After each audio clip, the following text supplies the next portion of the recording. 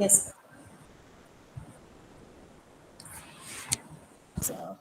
So good morning, everyone present here. So on behalf of Department of Civil Engineering, Sri Venkateswara College of Engineering, Sriperumbudur, we welcome you all for this program, SBCE Pathways, a webinar on designing the world around us, exploring the opportunities in civil engineering. So we are happy to welcome our Secretary, Professor Sivanandam Sir, and our Principal, Dr. Ganesh Vaidyanathan, who has been always supporting for the department for the development of our college. So the main aspiration of today's program is to provide insight about the civil engineering program at SBCE and the construction infrastructure, application of artificial intelligence in civil engineering, and various career opportunities in civil engineering. So we have great pleasure in extending our warm welcome to the speakers from the industry, Mr. Abul Kalam Azad, Senior Project Management Consultant, JLL Bangalore, and also we have Mr. Sayan Gar, CEO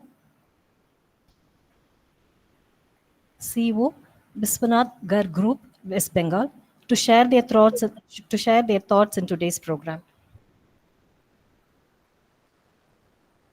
So I'm indeed very happy to welcome Ms.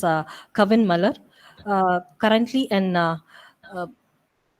a student, currently pursuing MTech IIT from IIT Tirupati, a prominent alumna of 2019-23 batch, to share her thoughts about the life at SBCE.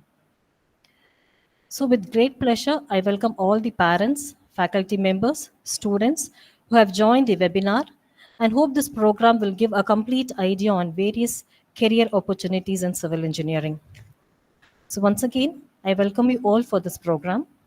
So now we have the first session by Dr. Kumuda, Professor and Head, Department of Civil Engineering, to give an insight about the civil engineering program at SVCE and also to brief about the department profile. So I request Madam to take over the session.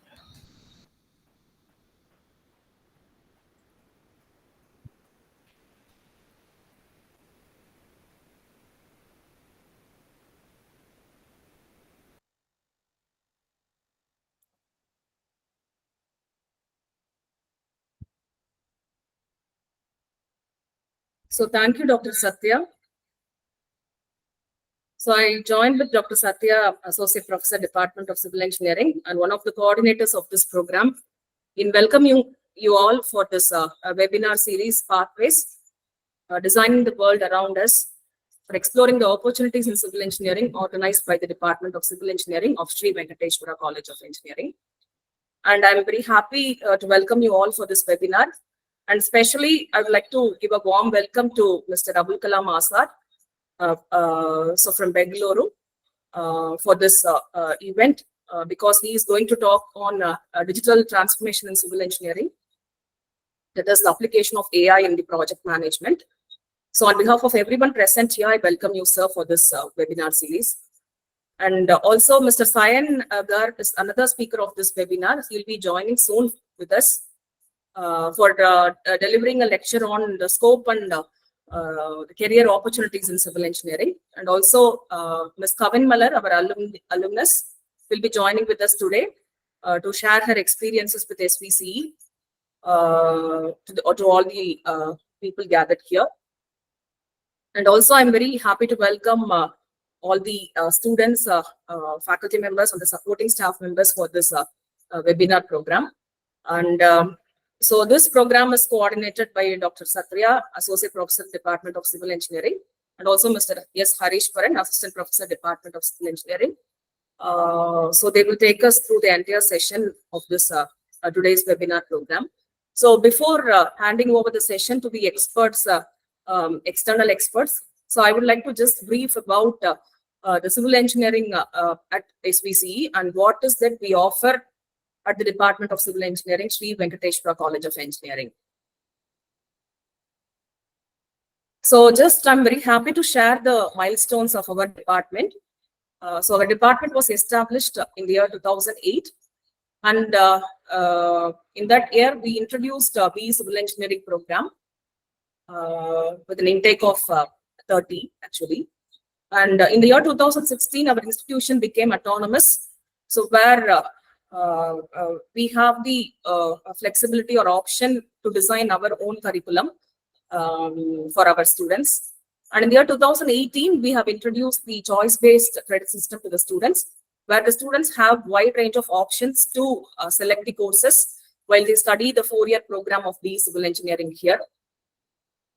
And in the year 2022, our department has been recognized by Anna University as a research center to carry out the research program, that is MS and PhD program in civil engineering. And proudly, I can say that in the year 2023, our BE Civil Engineering program was accredited by National Board of Accreditation under Tier 1 Washington Accord. So this is one of the great milestones of our department. And still, we are happy that in the year 2024, we are able to start 2 new programs. So one is ME program on construction engineering and management. And the second one is we are offering BE Civil Engineering program for working professionals. So as we know, the working professionals are very busy. So they are always busy in their schedule, work schedule. So we are offering this program in a more flexible mode or the modular kind of thing, where the working professionals can take up this BE Civil Engineering program during their free time. So it is a regular kind of BE Civil Engineering program. So this there we can have some flexible kind of timetable based upon the time schedules of the working professionals, and they can undergo the degree program here. So in 2024, we are introducing 2 programs, new programs. One is a BE Civil Engineering program for working professionals. Another one is ME Construction Engineering and Management program. So this is again the details of the programs offered.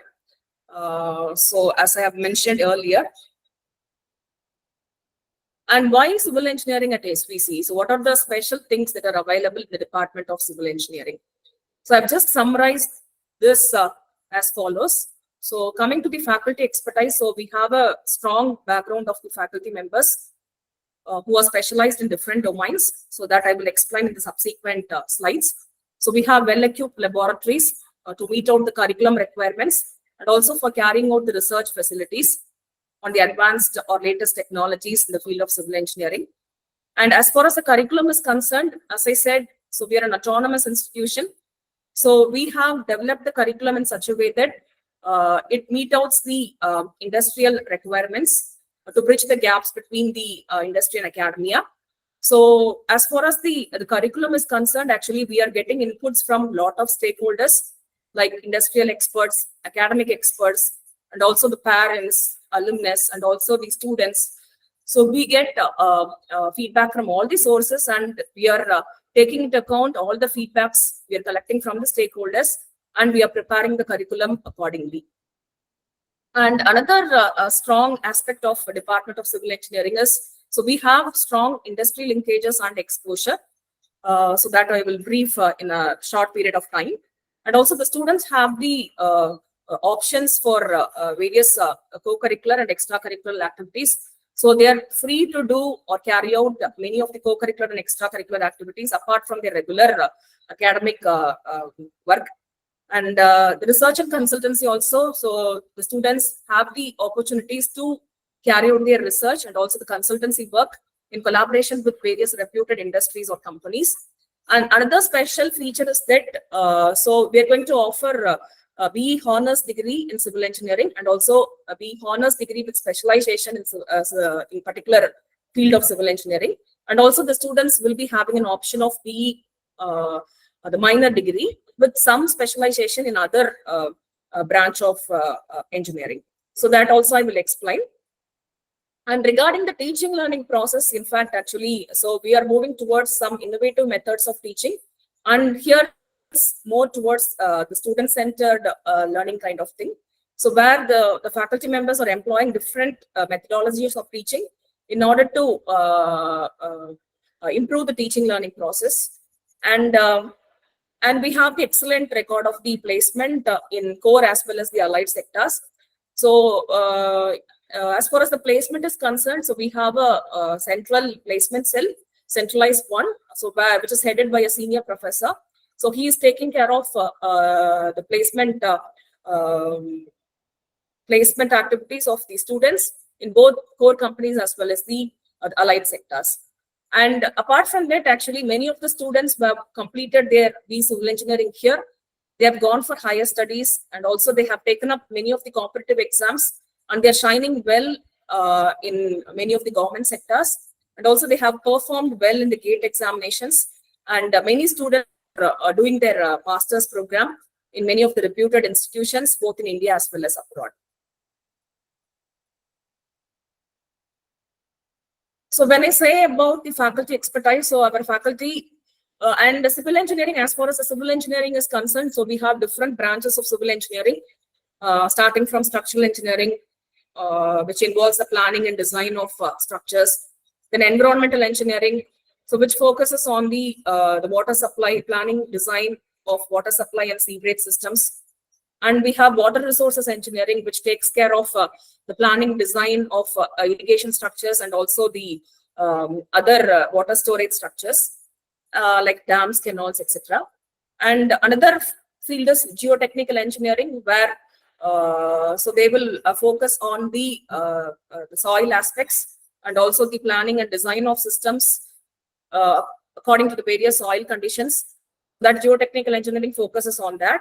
And transportation engineering, as you know very well, so it focuses on the planning, analysis, and design of various transportation systems, which includes highways, railways, and airports, etc. And the last one is construction management, so which is again very, very important, because for any infrastructure project or for any construction related project, so the time management, labor management, and material management is very, very important. So all these aspects will be covered in this construction management. So these are the various fields or domains available in civil engineering, and we are happy that, and we are very proud to say that, so we have the faculty experts in all the domains of the civil engineering.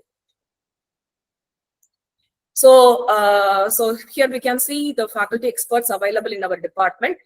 So every one of us is specialized in different fields of civil engineering. As I said, like structural engineering, water resources engineering, transportation engineering, environmental engineering, geotechnical engineering, and construction management. And coming to the infrastructure facilities, what we have in our department. So we have these following labs, like strength of materials lab, fluid mechanics and machinery lab, surveying lab, soil mechanics lab, then concrete and highway engineering lab, environmental engineering lab, CAD lab. Then we have exclusive models lab, which consists of various models related to civil engineering, so which can be used for the demonstration in the classes to understand the concepts very clearly. And since we're starting the ME program, ME Construction Engineering and Management program, so we are going to strengthen our labs, both computer labs, as well as we are going to introduce one new lab, which is called as Advanced Construction Materials and Research Lab. So these laboratory facilities are used for both classwork as well as research and consultancy activities. And as I said, so the faculty members are specialized in different domains. So our research areas are also diversified, and few are listed here, like the few faculty members are working on RCC and street structures, and few faculty members are working on new building materials towards the sustainable development goals. And one of the faculty members is working on transportation modeling, like traffic model studies. And few are working on smart materials and structures. And environmental engineering faculty members and the group of students are working on water treatment and conservation. And the soil expert is working on the design of foundations. And as far as the consultancy and testing services offered by our department, so I've just listed here the summary of the testing and consultancy work we do with the help of the laboratory facilities, excellent laboratory facilities available. And for the consultancy work, we involve the students also. And so we do works on testing of building materials, water and wastewater analysis, surveying, structural analysis and design, soil testing, traffic studies, and building inspection. And as I said previously, so we we take sincere and hard efforts in the design of our curriculum. So based on the industry requirements.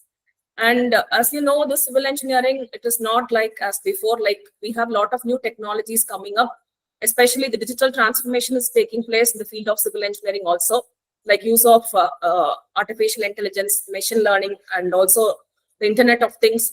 So a lot of new things are coming up.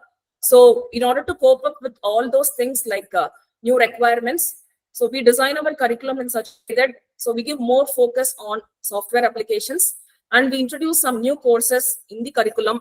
And few courses are listed here like GPS surveying, smart materials and structures, sustainable construction techniques, smart cities, then intelligent transportation systems, photogrammetry, cartography and GIS, and also automation and civil engineering.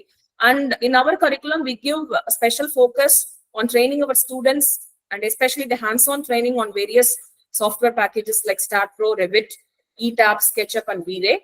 And some of the value-added courses also we introduce in our curriculum to make the students specialize in a particular field that is apart from the regular curriculum. And also, like we update the students with several certificate courses, which is normally 30 hours duration. So we give training, software training, and also we give some latest technical courses in the curriculum as well as the value-added courses to the students. And I've just listed some of the courses which are focusing on the software applications. So as I said, this BIM or building information modeling is a new concept. And so we have some courses related to BIM also in our curriculum. And apart from these, like we have some special features in our regulations. So the internship or industrial training has been mandated in our curriculum. So every student has to undergo internship or industrial training for 4 weeks. So this is one of the special features in our curriculum. So as you are aware, like civil engineering, so more of practical exposure is required. So which they can gain only through these kind of internships and industrial trainings. Apart from this, the students are also taken for industrial visits to give them some industrial exposure. And we have value-added courses in the curriculum, and students have to complete 4 credits through the value-added courses listed in the curriculum. And the another special thing is that the students can take up the online courses through the NPTEL, that is YM platform, and they can earn the credits. So either through the credit transfer facility or credit replacement facility. Then we have mandatory courses apart from some courses listed in the curriculum. So they have to complete certain mandatory courses also. Then they can take up some general elective courses also. And so these are the special features which are available in the regulations: directed study courses, then audit courses, then professional elective courses in specialized domains. Then, as I said, the students have the option for honors or honors with specialization, and they have the option for minor degree also. And then the most important thing is that, so we have introduced 2 new features here. One is the semester abroad program, another one is the semester in industry program. So where the students have the option to go to abroad to take a few courses in the universities abroad, and they can transfer the credits here. So that is also possible here. Similarly, they can go to an industry and they can study few courses there, and they can transfer the credits here. So these are the new features which are introduced in our regulations. And honors with specialization. So these are the various domains they can choose in order to earn a degree. It is BE Civil Engineering honor degree with specialization in a particular field. So for this especially, they have to earn additionally 20 credits apart from the regular curriculum structure. So they can choose any one domain. For example, if first student is interested in structural engineering, he can earn 20 additional credits in structural engineering, and he can get the BE honors degree with specialization in structural engineering. Like that, he can choose any of the domains and he can get the BE honors degree with specialization in that particular field. And these are some of the options for the minor degrees. So I have listed only a few options here because we have a lot of options. So for getting the B minor degree, so they can again earn additionally 20 credits. So from the courses offered by the other departments. So some of the options I have listed here, like environmental sustainability, entrepreneurship, business data analytics, cloud computing and IoT, electric vehicle technology, energy engineering, renewable energy and engineering, artificial intelligence and machine learning, clean and green energy technologies, etc. So we have some more list also, but selectively I've just put a few options here in this particular slide.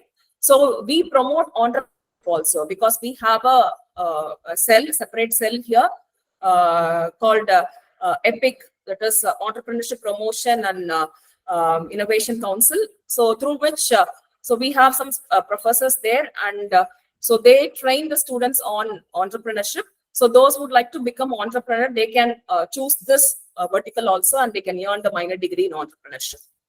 And similarly, suppose if a civil engineering student wants to specialize himself in data analytics or electric vehicles or renewable energy or artificial intelligence, so they can energy engineering, so they can choose that particular domain, and they can additionally earn 20 credits, and they can get minor degree in that particular field. So these are some of the new features which are introduced now. And as I said, we have these strong industry linkages, and we are associated with several professional bodies like Association of Consulting Civil Engineers, Indian Concrete Institute, Builders Association of India, CREDI, especially CREDI. So we have signed MOU with CREDI, that is Confederation of Real Estate Developers and Association of India. So we have signed MOUs with some of the industries, through which the students are given some industrial exposure in terms of internships, field trips, field trainings, and also IVs and projects. Some of the students are carrying out their final year projects in the industries. So these industries, they help them a lot in training our students, and also in giving the industrial exposure to the students. And also we have signed MOU with Tech Apps Consulting, that is in association with Bentley Software Systems, wherein the students get the opportunity to get trained in specialized software related to civil engineering applications. And we have MOU with NHA also, that is National Highway Authority of India. So where the students are going for internship with stipend, and they get some exposure related to highway design. So these are some of the snapshots of the industry linkages what we have. As I said, so we have signed MOU with a few industries, and we have been associated with Association of Consulting Civil Engineers also. Actually, these bodies, they will help them in identifying the experts from the industries, and the students are getting trained so in some specialized areas through the industrial experts. So these are some kinds of industrial interaction we have. As I said, industry projects. Then we invite experts from the industries to deliver the guest lectures or webinars or workshops. We arrange industrial visits, and the students are going for internships. And in the curriculum design also, as I said, so industry people are involved in designing the curriculum, so that we get the inputs from them and we incorporate them in the curriculum. And another thing is that we invite people from industry to deliver the courses partially. That is, the courses available in the curriculum, some of the topics are covered by the industrial experts. And MOUs we have, and also, as I said, we do consultancy work involving students through industry interaction. And coming to the teaching learning process offered in the Department of Civil Engineering, so apart from the conventional classroom kind of teaching, so we adopt different methodologies, like we use models for the classroom teaching, then flipped classroom, mind mapping, then use of animations or graphics to explain the concepts, and development of YouTube lectures by the faculty members, then use of online resources like Moodle, Google Classroom, etc., and NPTEL video lectures, virtual labs, site visits or industrial visits, then guest lectures. So these in the teaching learning process. So in order to make the students understand principles and concepts very clearly. And apart from the academics, so The focus has been given for co-curricular and extracurricular activities also. So we have an exclusive civil engineering association. So in order to develop some of the skills among the students, like technical skills, soft skills, organizing skills, team working skills, management skills. So all these skills will be developed through the association activities and also the club activities. So through association, the students are involved in conducting various programs like symposiums, guest lectures, then compilation of newsletters and magazines. So all these activities are carried out through Civil Engineering Association. And also we are encouraging the students to participate in various inter-college events, symposiums, or workshops, or seminars, or whatever. And we have a standards club also, which is called BIS club. So in our department, we have this club. And also through science club, they will be able to develop or participate in the co-curricular activities. And as far as the extracurricular activities are concerned, so we have sports, then NSS, NCC, YRC, then road track club. Then we have RRC also, then photo club, music club, then care or eco club. So the students can be a member of or can be a part of any of the clubs, and they can do activities through the clubs. So these are the several options available for the co-curricular and the extracurricular activities. And our students excel well in the GATE examination also. So some of the achievers are mentioned here. So one student of final year, Mr. Zakir Shah, he has qualified in GATE 2023 as well as GATE 2024. And our speaker today, Ms. Kavin Mallar, I think she's with us today. And she has also performed well in GATE. She has qualified in the GATE. And she is now pursuing her MTech Geotechnical Engineering at IIT Tirupati. So performance in GATE examination in different batches. So our students are excelling in GATE examination every year.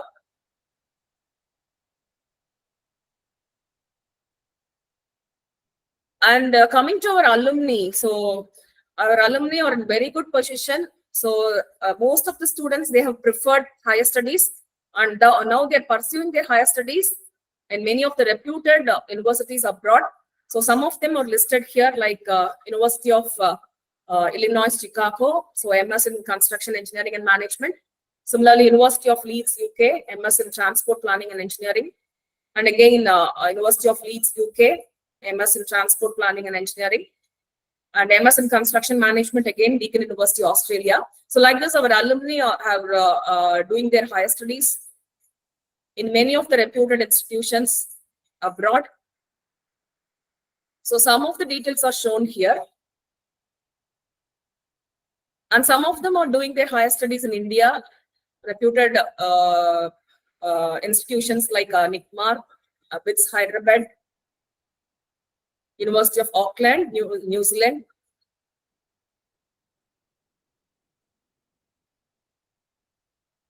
So these are some of the details of the alumni who pursue their higher studies in the foreign universities.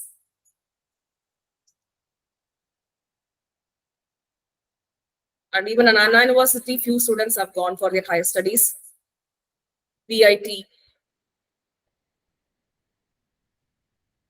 So University of Melbourne. And apart from this higher studies, some of them are in very good position. So they have taken up their jobs in many of the reputed industries and also the government sectors. So few students are working in government sectors also. So their portfolios are mentioned here. Mechanics இப்ப சொல்லிட்டு இருந்தாங்களே honours minus mechanical and automation எடுத்து நீங்க பண்ணிக்கலாம்.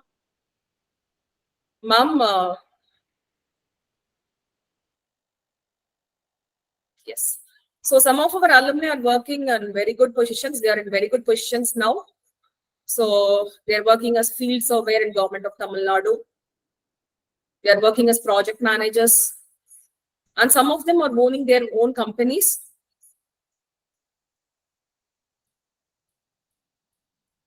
So some of them are working in highway department also as assistant engineer and also DTCP.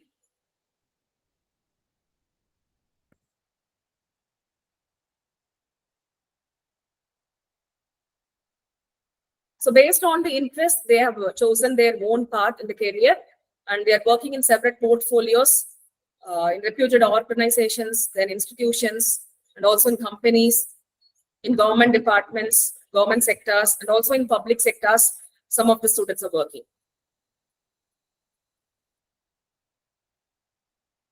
And some of the students, they have gone as a deputy superintendent of police in Tamil Nadu Police Service also. Ms. Geeta from 2016 batch and Mr. R.S. Remoni from 2018 batch.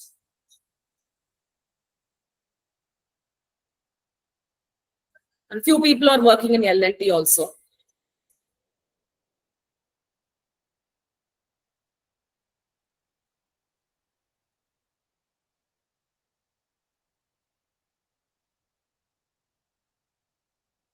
And some of them are in design, for example, in companies like Atrocon Structural Systems. And few of them have become successful entrepreneurs also. So these are the companies which are established by our alumni. Mr. Pradeep of Shekharan Foundations, Mr. A.S. Praveen Raj, Blend Interiors, the Nike Infratech Solutions, Mr. I. Kishore of 2011-15 batch.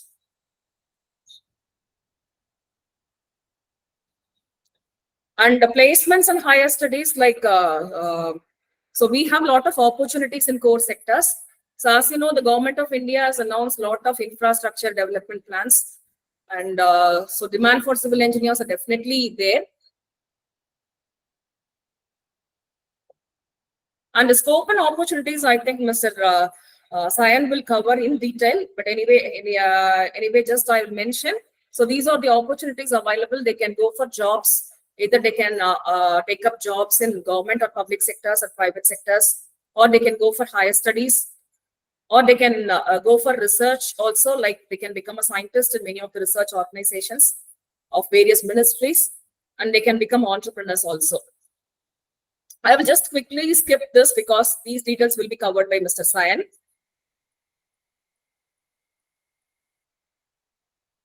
So public sector units, government sectors. So as far as the civil engineering is concerned, so we have the public work departments, both central as well as state. We have Railway Recruitment Board. Then they can take up engineering services examination. Then we have several ministries, central ministries, where we have a lot of opportunities for civil engineers. The Tamil Nadu Housing Board, Ward Board. Then they can take up some research positions also as scientists in central research agencies like CSIR, and Structural Engineering Research Center is one of them. Or if they want to go for teaching, they can do their higher studies, and they can go to teaching also through Teachers Recruitment Board. Or they can become entrepreneur in any of the fields. They can do their own business. They can do contract works. They can be consultant, surveyor, valuer, builder, or developer. So as far as civil engineering is concerned, so the infrastructure sector is one of the biggest focused areas by the government of India. So we have a lot of new projects which are coming up, and there is a huge investment plan also for infrastructure development. So there is a lot of scope for civil engineers.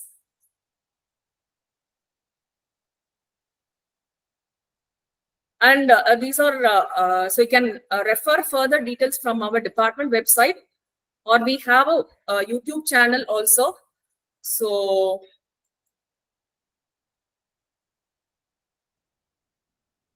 here you see the activities we do for our civil engineering students. So we do a lot of programs for the benefit of the students, inviting academic experts, and also inviting people from industries to give them exposure on various civil engineering, especially on the latest technologies. So you can go to this YouTube site also. And similarly,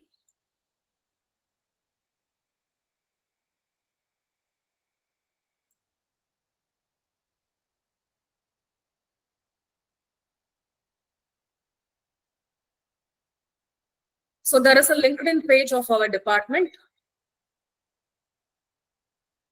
So where we keep on posting our activities regularly. So you can refer this also. for the activities carried out by the Department of Civil Engineering. So in addition to this, in our website itself, we have a separate page for the Department of Civil Engineering. So that also you can go through to find out any of the details you require related to the Department of Civil Engineering. So with this, I close my presentation.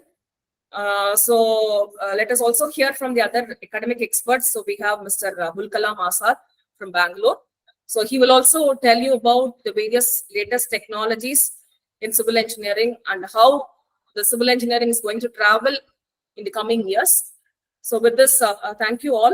If you have any questions, we will have it at the end of the session. So thank you all. So thank you so much for delivering the lecture, ma'am. So next session, we have expert talk by Mr. Abul Kalam Azad, Senior Project.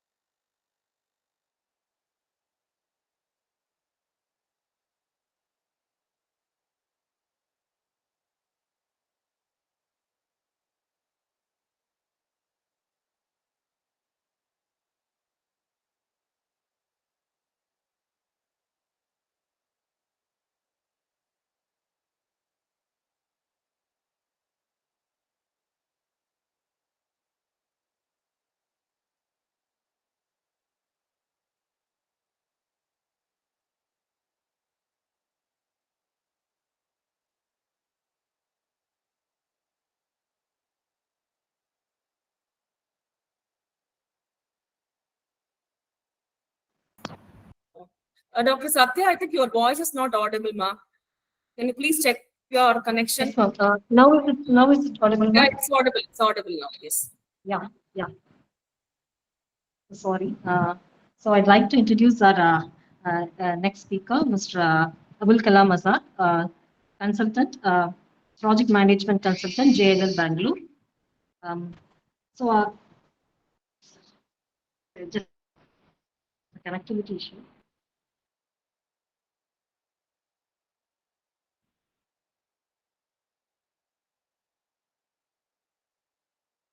So sir has completed Masters in Construction Engineering and Project Management from College of Engineering, Delhi, Anna University.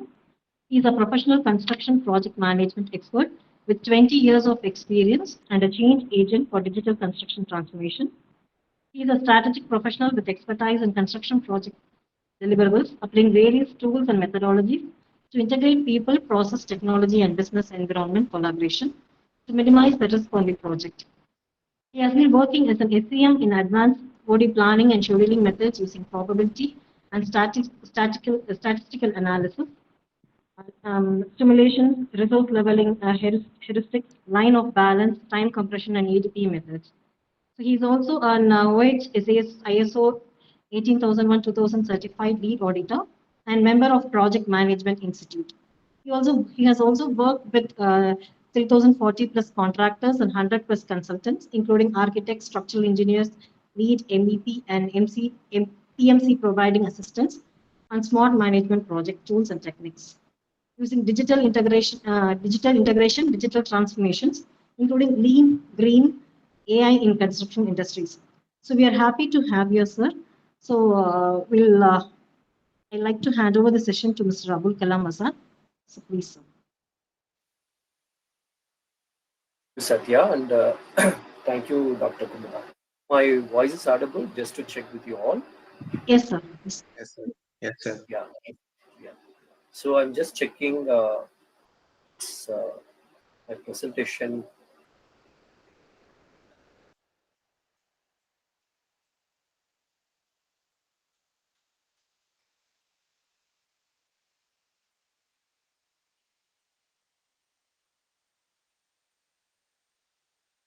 Sir, I can't audible. Just a moment, I'm just uploading the presentation.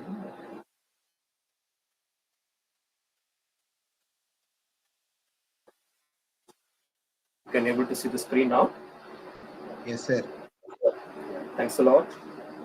And first of all, thank you for Sri Venkateswara College of Engineering for giving the opportunity to discuss with teachers and students regarding the trends coming in construction industry.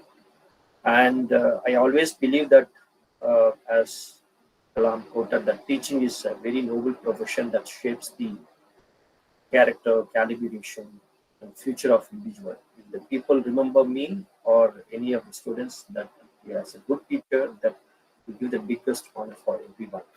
So that I strongly believe, and students who are the pillar of the nation, who can create Excuse me, wonders. sir. Yeah. Excuse me. Sir, I am Yes. Hariprasad. Yeah, Harika, sir. Sir, I have one doubt. Can I ask? Please, yeah. Yeah, you can go ahead, Harika, sir. Yes, sir. Yes, sir. Thank you, sir. Sir, I am from Kanjipuram, sir. Okay. Sir, I used to join your college, sir. College. Mr. Sivabhaktan, am I right? Is it your name?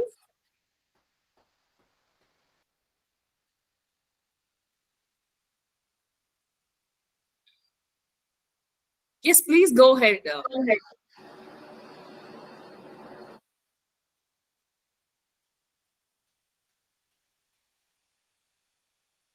Okay, Sorry, Kubita, sir. can I go ahead?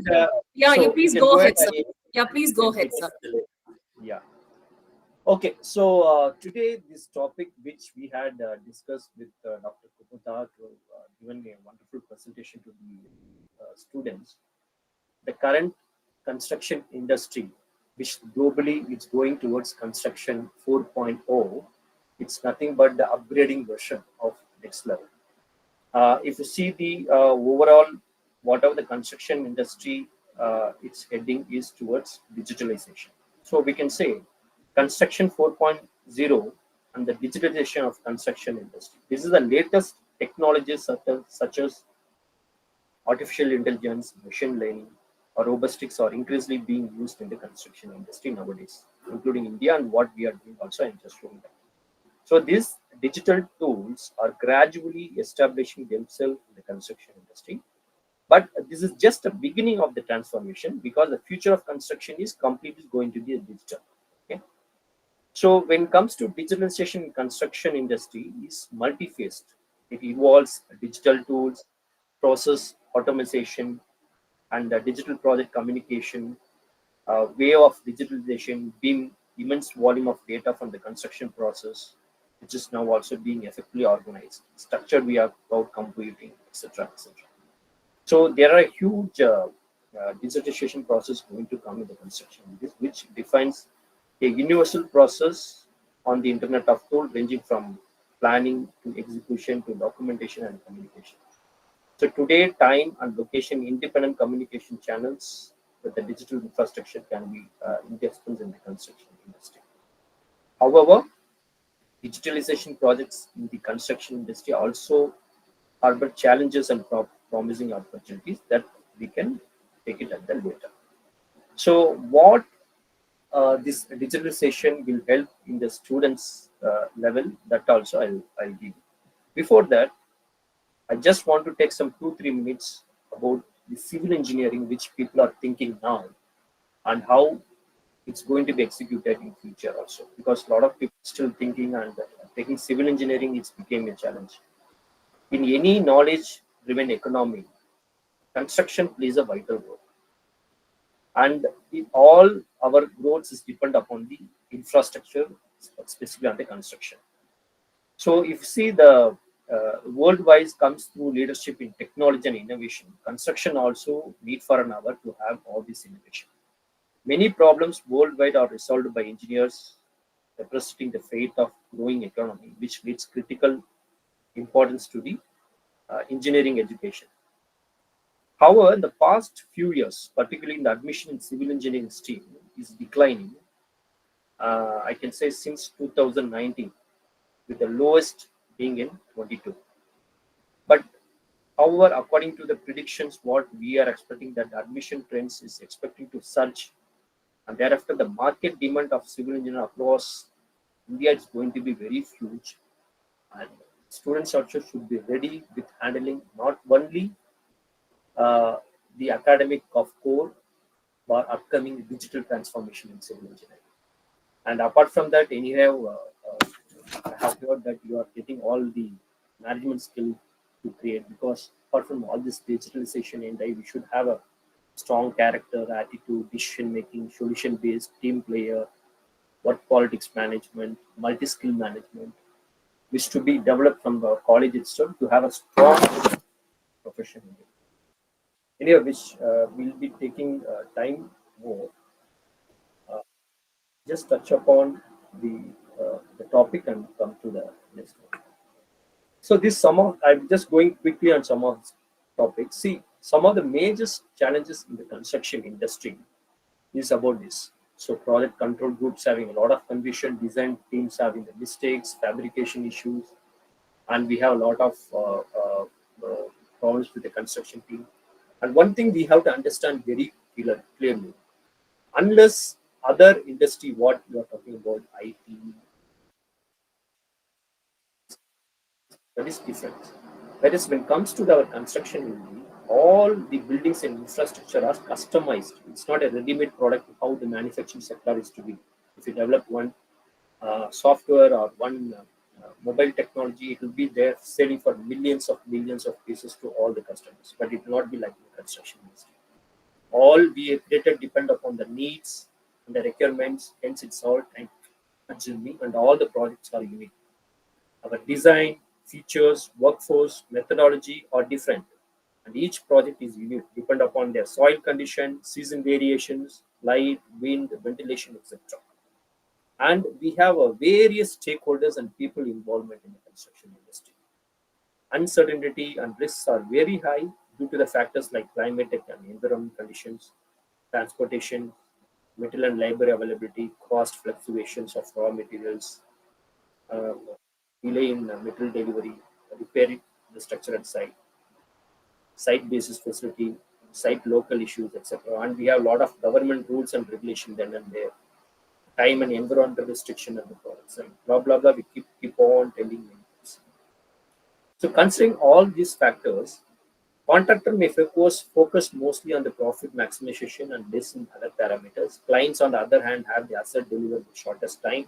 Consultant will have based on the contractual arrangement. So all these all make a very complex landscape which should be navigated and often doesn't work to the best advantage of the project itself. That is the reason we have lot of between the challenges in the construction industry itself. And if you see, this is the stakeholder distribution in any of the project budget. So if you see the overall budget of 100 rupees, if you consider 83%, 80 to 83% of the cost will go to the construction, that is the contractors, where they're going to execute the job. And rest, all these fellows like project management consultant, BIM consultant, or digitalization consultant, architect, structural MEP, will contribute remaining 15% max. But these are the key players who is going to give active participation to the contractors, which they're going to do. Unless this 10% or 15% will not work properly, this 80% works will fail. That's why there is a Pareto principle, 80-20. This 20% will take care of properly at the stage what we are going to do. Rest 80% will go well automatically. So that's where the digitalization process is placing a vital role during AT, which we are going to come. I think I'll show you all the statistics later also. So as said, these are some of the barriers in the project requirement, which we have too many problems when we not giving proper requirements to the construction industry. And finally, it comes to poor management of the project. So we missed the project deadline, we lost the business objective, cost overrun, time overrun, lost lot of reputation. We have dissatisfied stakeholders, uncontrolled project expansion, bad quality, rework, all those things will come. So what is the key solution? So what can the project team can eliminate the above issues if we do the better? There are some 5 major components which will be there. One is project management control group. These people will integrate the entire stakeholder from start to end to have a better strategy and process. And second thing, which we're going to have this topic today, is better delivery contract. The digitalization, AI integrated project delivery better. Then we have a very better tools like BIM, which can improve the communication with the project team and stimulate into the higher degree of project accuracy. And other digitalizations like AI, IoT, drones, 3D scanning, documentation, augmented reality, etc. Then comes to all the lean construction, which maximize the value and reduce the waste of the project at the delivery level. And we have sustainability like green buildings, which works harmony with the nature, social, economic, and impact, disposal cost, etc. So, in order to have all those things, we also having the challenges in digitalization, which we have a collaboration, the key one. That is our industry, nature of industry. There will be no lack of, there is a lack of standardization, fragmented nature of construction, data management. This is specifically which I want to talk about, shortage of skill, workmanship, the digitalization in the market, because it's all new to the industry and we don't have a people to have it. So it's a good opportunity for any of the freshers who's coming into from civil engineering to have such kind of learn something, learn from the courses, learn something from the field, come up with a solution that will make them slowly skilled to have this kind of digitalization in the industry. And we have unqualified workforce, which we have to make them understand how things will work, high stake, material demand, productive and performance issues. So all these some of the challenges which still facing in the digitalization. So what is digital transformation? We're talking about digital numbers. Digital in the sense usually people think about what is that, so how it works and how it will benefit. So all these things we're going to see. Digitalization is nothing but a part of the construction industry, which we are making them the workflow into very flexible and rather having a too much of confusion within the people. When you see, this is the usual construction project management phases where we have initial plan, design, construction closing. This is the conventional type of project management which we know and we are just doing in academic also. But when it comes to digitalization, AI, BIM, all this coming, now the scenario is coming with kind of having a strategy which we have a technology basis. Along with the project management, we'll have all this strategic kind integrated asset delivery, stakeholder collaboration, process and BIM use, right technology and information exchange, etc. This all combined to make the project in a better way. Hello, battery full. Ready to pair. Guys, hope you're hearing my voice. Hello. Yes, sir. Yeah, just to confirm because there was some discussion. Okay. And these are some of the knowledge, expert, and experience in having a construction industry. So we have the client as a owner who can take care of the budget and approve.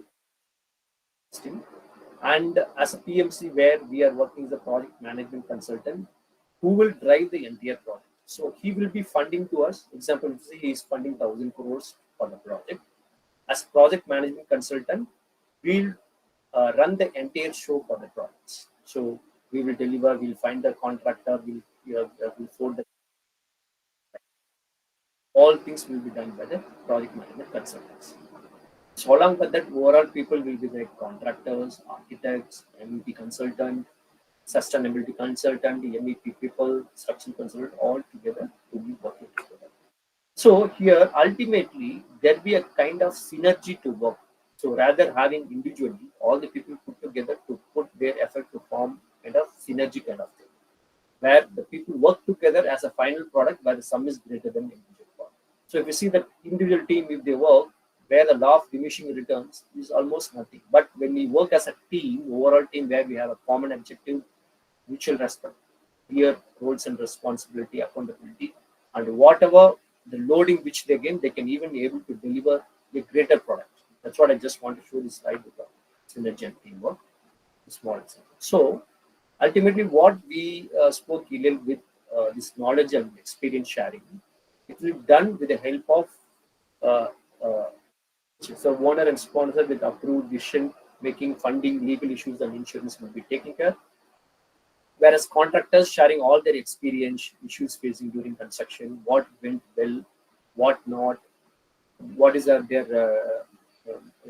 DLP periods, reworks, RFI, change order, all this experience will be shared to us. And project management consultant will coordinate, collaborate, communication, decision making, recommendation, leadership, strategy, managing plan and reviews, structurability, reliability, durability of making the facility operation support, long-term usage, choosing the right people, perform matrix, risk mitigation, safety measures, all those things will be there. So during initial stage of the meeting, we have a collaborative meeting with all the people and to find the right digitalization and technology to be used in the project. That's what we'll do. And we will have a different kind of strategy like this. This is when we come to normal project is something different. But when it comes to project with the digitalization, AI and BIM, the workflow will be changing completely different. The terminology which we call is LOD 100, 200, 300, 400, 500, which is mentioned here. So we'll be creating from the strategy point of view what can become. All these things will be in the form of digitalization. So anything, any problem, anything will come, it will automatically shows where or when is still pending, which work to be done in next 10 days, 15 days, whether it will impact the entire schedule. All these things will be done with the help of 4D, where what we can call as 4D. Because actually when it comes to digitalization, the workflow will change completely. We call as 2D, 3D, 4D, 5D, 6D, and even we went to 7Ds. So 2D we do, generally we'll do the modeling. So that is the current called as 2D. And 3D we'll know 3D, all 3D manual models will be done. And 4D will be coming, including model and schedule. 5D will come about all the costing, along with costing. And 60 will comes to the sustainability, green building. And 70 will comes about the facility management, or it will be interlinked along with the digitalization. This is actually an example which I want to show. This is the strategy. This is the strategy which using as a project management usual traditional part. And when it comes to all the digitalization, all this process will be dependent upon the kind of workflow and project is doing. So this is the conventional workflow which the project will be delivered. If you see, this is all you consider this is all the individual stakeholder of whether he may be a consultant, he will be a contractor, he may be the lead consultant, something like that. So all they'll not be having any collaboration unless the bidding starts. Whereas if you go with integrated project delivery, nothing but all digitalization and other thing, it starts from starting. All coordination will be starting from the evaluation stage. Everything will be clear, and whatever you are seeing these gaps slowly starts closing. And by the time everybody understand about the project, and finally the delivery will be in the successful mode. That's what the digitalization and the AI helps in the construction project. And these are some of the collaboration from starting. We will have rather having a direct mock-up at site to understand if it is really required. We'll do digital mock-up from the digitalization itself, from the model, and we'll review and we'll do the process. All these things will be happening during digitalization itself. And this is one of the example which we're calling as site. This we called as a open space artificial intelligent digitalization. This is the construction which is going on. Example. So I can run through. This is my plan. So when I walk through this, we can have it in the helmet above. There is a 360-degree camera which is placed in the helmet, and we'll walk through the entire site.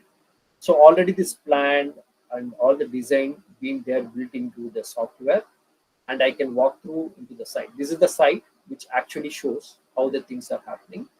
So once we walk through, we can be able to check everything's going fine, every services are fine. And at the same time, I have an iPad with me. When I walk through, it will show exactly anything is missing or any problem or any issues we are facing. So by the time while walking itself, I can see the future components which is going to come here, or any clashes is happening, any collaboration issues are happening. I can able to see from here itself. You see, this is the meeting room with the screen. We can able to see this, and I can able to see all the seats, which seats and tables are going to come inside, and how many workstations are coming, whether all the workstation having a proper raceways, cables which is connecting to the respective tables to have a proper connection. And I have all these points, whether all the points is being very clear where the HVAC condition, return air, or any BMS and these things are there. So that I can able to find while walk here itself. Any issues I can go and see everything's fine. If something is missing, I can highlight. This portion is something's problem, Volker. I can highlight, and it will reflect directly to the control room where this floor, this area, there is some issues. We can able to short then and there itself with the solution. This is one of the digital virtual walkthrough which we can able to see here. And here, when you see augmented reality, we have a HoloLens which we fitting into the eyes. So this is a slab. This is a mother slab. Nothing is there. So I can able to see from the model what are the things is going to come. Any foul is happening. We have a clear distance or any setback distance. All these things we can able to find from here itself. And during the structures, if you call, we can say LOD 200, 300, 400, 500 is the level of development, where we can able to see the structure. When they're casting the structure itself, we can able to see what are the components which is going to come here, or any hindrance, whether quality is right, whether welding what they are doing is better, rivets are there. All these things we can able to see with the help of this AI tools. And we can able to see the productivity analysis itself. So while walking through the site with respect to the timeline, it clearly shows how much work is being done with respect to the time. So if you say mechanical works is being done 78%, electrical works is done 42%, plumbing is taking 8%. Anything is lagging, it will come to the respective people that mechanical team productivity is not below threshold. It comes to them and it will be highlighted to the respective stakeholders. So they will be very aware of that. Then and there they will come and resolve the problem outside and what is the problem, what we can able to do. So the timeline, other things can be ensured that it can be happen as quick as possible. And these are the 5D simulation which I said. So nowadays we are making the MSP schedule one side. Once the MSP schedule is done, we are just contributing to the software directly. At what date, how much cost, what level of development is happening, we can able to see from the help of 5D simulation also. I will show you one small video quickly so that you can able to understand.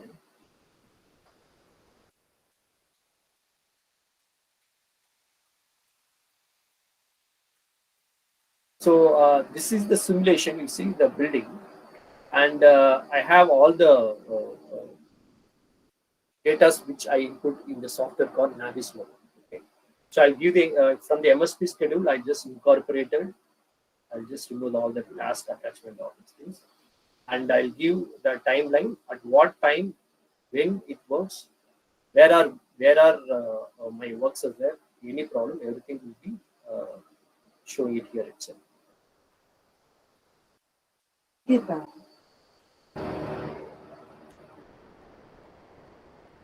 Hello. Battery full. Ready to pair. You're connected.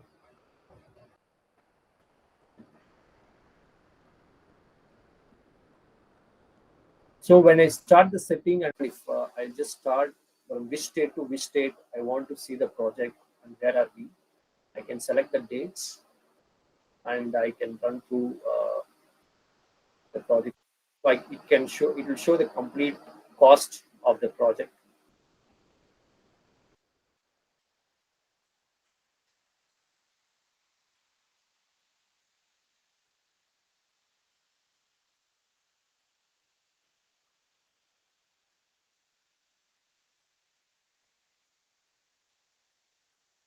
So you see, I'll start run. So on top of that, you can able to see the cost, material cost, labor cost, equipment cost, and what timeline it's all go. So I can able to simulate from the model itself.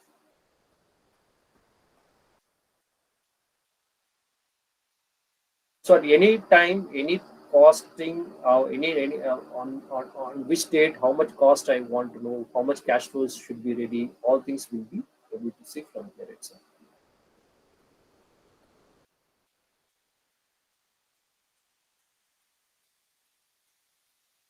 So Again, then we can able to see with the help of new site with the existing structural scanning. So while walking, so we can able to see anything logistic issue will become in the road if you want to build the structure near to the existing building. So that my artificial intelligence will tell to plan the logistic and other issues on the site itself. And some of the other construction progress monitoring which we can see, we can have the 3D scanning. We have robotic 3D scanning which move around with the help of AutoCAD. It will show you the entire complete picture of the site and using. And we have a drones for site inspection, and we have augmented reality, which this is very useful nowadays, which we are adapting in various sites. So before any equipment come into the picture, we have augmented HoloLens, and we'll go to the respective area, and it will show where are the materials, how it is connecting, whether we have a distance properly or any setback distance. All those things will come into the picture. And these are the tools and techniques in future where we have a free fabricated model of construction, advanced building materials, 3D printing, data predictive, wireless, building information modeling, scanning. This will be the future for, I can't say immediately, maybe by 2025, all the things will be coming up. And this is the collaborative work model with the construction side of the future, where we have everything to be collaborated with the respective artificial intelligence, IoT, all our material tracking to the construction materials inputs, all the labors also having a proper chip-based equipment with them to monitor everything on the task which they're giving, everything will be monitored with the help of the connectivities. And even fabrication materials, where we are doing it from the source, where it is coming, the raw material, we will be inputting the RFID cards, and all the materials will having specific numbers. So if I start by 30th April, my material has to come. So I have to plan in such a way that all the material should start maybe from Mumbai by 15th of April. So the materials, where it starts, where it is going, everything will be monitored. And till that site comes, maybe 1 or 2 days before, I'll keep everything ready at my site. By the time material comes, immediately I'll start. So that's where we can have able to track it with the help of the digitalization. And some of the quality assurance controls also can be able to manage with the help of BIM. We have a list of things which we can able to do at site, like from the visual check, crash detection, building schedule checking, everything can be done with the help of digitalization, which we are doing it on the site now. And some of the performance metrics which we can do the digitalization this one. So what best we can do it. So in our construction industry is one of the industry we are not able to measure how and the quality. Maybe how we can say that our building is 80% perfect or 90% perfect or 100% perfect. We're not having the quantification. But with the help of this digitalization, AI, and along with the BIM, we can able to quantify everything with the help of scoring. We can able to know. So all things will be having a threshold limit. So accordingly, everything will be managed and it will be delivered accordingly. This is some of the examples are not going in deep. So all the BIM coordination, field layout, drawings, BIM costings, resource management, safety aspects, everything can be controlled with the help of this. And if you see the metrics, it is very clear that everything will be happening within that time. You see responsibility matrix also we can create. So 80% of the issues will be solved within 30 minutes in case the issues comes. Another 80% remaining shall be resolved within 4 hours in the big room. Big room is nothing but a big kind of screen where we can collaborate from entire world in case of any issues, and it will be shot in 2 days. And if we have all the controls, RFIs will be issued within 90% of answer without any revisions. 95% of the submittal shall be reviewed without need of submittals, and 80% of the task will be completed in due day. And based on all this digitalization, the project will be completed on time or even before time, not beyond that. That's what the aim of the construction is targeting nowadays with the help of digitalization. So when we consider time is more important, the target is to be achieved on target or before target, not beyond the target. That's what the intention, how the construction industry is going to be grown now. For that, that's the reason we need a lot of experts, a lot of knowledge base, a lot of learners to do that. That's why the traditional delivery, which we have some challenges compared to integrated or IPD, the integrated project delivery, which we are calling as a digital team. So everything will be a digital, virtual, highly rely on bill and simulation kind of thing. So that's where it's trying to show. And if it comes to the metrics level, the scoring level, if you see, overall, where we have this IPD called integrated project delivery is nothing but integrating the team, integrating the technology, integrating the support digitalization. It scored 91% compared to all kind of delivery method which we are having, instead all the metrics in the construction. So that's why digital and AI plays a vital role in the industry. And compared to other delivery model, we are able to complete 33.5% faster than the target time.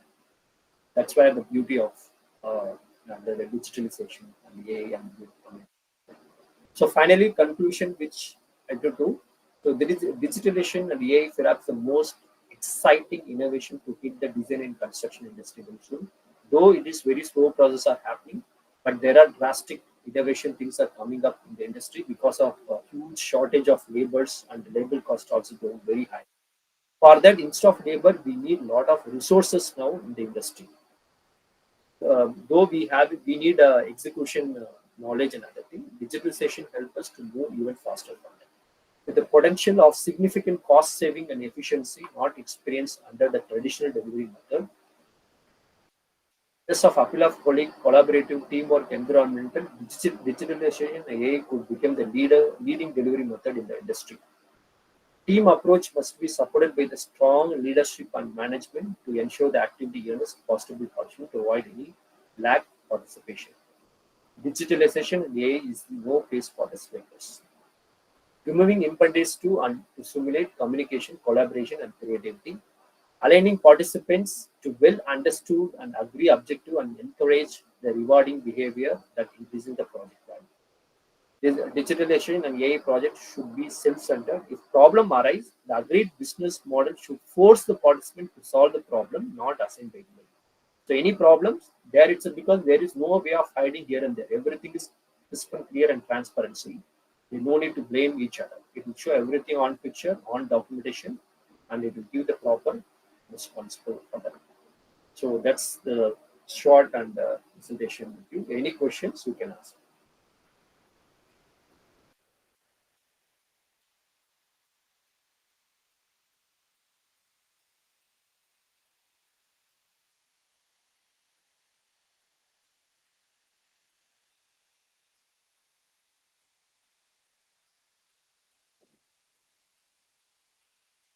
So thank you, sir. Thank you so much for delivering the lecture, sir. Sir, any questions from the participants? Satya ma'am, we can proceed to the next session and we can have the questions at the end of the session. Okay, ma'am. Okay, ma'am. So now I request Mr. Harishwaran, Assistant Professor, Department of Civil Engineering, to welcome the next speaker for the today's program. Harishwaran, sir. Hi, yes, madam. Thank you, madam. Before starting of the next session, I would like to give a brief introduction regarding the speaker.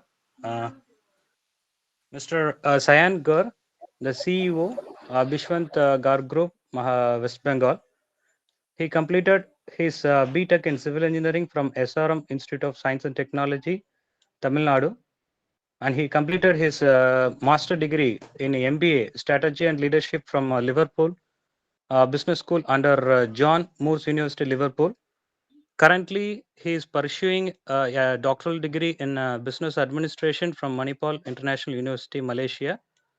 Apart from his academic achievements and professional endeavors, Mr. Sayan is actively involved in various social organizations and activities. He is a proud associate member of Institute of Engineers India, Kolkata, with a prestigious status of Chartered Engineer India. Also, he is an affiliate member of American Society of Civil Engineering. Apart from this professional commitment, his dedication to social welfare is evident through his involvement in initiatives such as Prayags NGO. He served as one of the founding members. Also, he is esteemed life membership in esteemed organizations like Indian Road Congress Society, and Bharat Scouts and Guides, West Bengal. And also, he actively contributes as a member of St. John Ambulance, West Bengal. He also served as a IT cell head at Gandhabanik Sebak Samiti, Bourbon, West Bengal. His passion for education in demonstration through his teaching experience as an assistant professor at Sri Ramakrishna Institute of Science and Technology, Kolkata, West Bengal. Mr. Chayan Gar currently holds a position of CEO at Bishwant Gar Group. He is actively take part in a number of projects related to the housing sector, uh, uh, primarily focusing in West Bengal. He joined the company in the year of 2020 as a general manager. His exemplary competence and unwearying dedication towards the company growth, the chairman, Mr. Bishwant Gar, elevated him as a CEO role within 1 year. So, under his leadership, for the past 3 years, he witnessed 200% increase in sales. Under his guidance, he have take over 50,000 square feet of construction. In pipeline, there is 150,000 square feet of project is undergoing. We are very much have you, sir. So now it's over to Mr. Changar to proceed his presentation. Thank you, sir.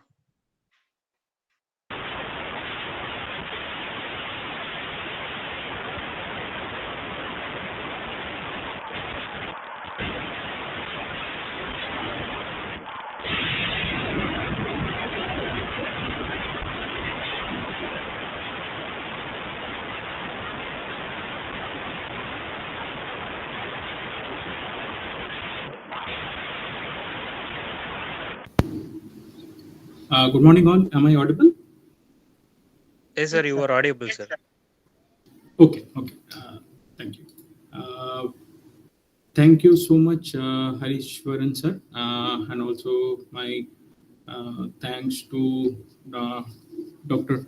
Kamutha for inviting me for this opportunity. So basically, Dr. Harishwaran sir has already told about my career and a brief introduction about what I do actually. Before coming to this, I would like to say something that see this. Before starting the presentation, there is a brief thing I should tell to everyone who is pursuing and who is going to pursue. You are very lucky to get the opportunity to study in such a college like SV, Sri Venkateswara College of Engineering, because I was going through just the websites and I was going through the informations. I saw the alumni status, and as Dr. Kamuth has already given a wonderful presentation regarding the civil engineering department. So this was a great idea that what type of students they're excelling from their institutions, and that's very wonderful to effect. And my congratulations to the new people who have excelled in GATE also. Recently, I saw that one of our speaker is Miss Muller, who has excelled scored in GATE and also got the opportunity to study geotech in IIT Tirupati. So let's start the presentation and we'll go through that. Okay, I will share my screen. Please let me know if everything is visible or not. Is it visible?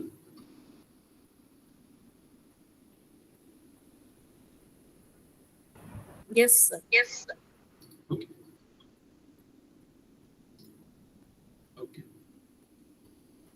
Okay. So basically, you can see that as I was given the opportunity to spoke on the scope and opportunity in civil engineering. So coming to the civil engineering, this concept civil engineering is a very old concept. We should before going to the opportunities and all the things, I should tell that why you should choose civil engineering actually. What is civil engineering to all of us? So basically, when the mankind started, we are all on the verge to have the foods, to have our generations to survive. So a time come when people has to build something as home. Okay. So this home, what we called, is a very good explanation for our civil engineering. So civil engineering has different parts, as we know, like it's invested in from the ground to the space, everything. Because if you see, as a civil engineer, if I speaking, for example, if you're going back to the Indus civilizations, it was around 7 to 8,000 years back. So there was civilization. If we see when the mankind started, there was civilization. Civil engineering, actually, the word actually started from the word that you are doing something for the civilians. Okay, so it actually, the thing is, the civil engineering is basically from every point of thing to every top you can find civil engineers. Okay, so basically in the right now, as Mr. Abul Ajad, one of our speakers, he was a wonderful speaker. He spoke about the AI in project management.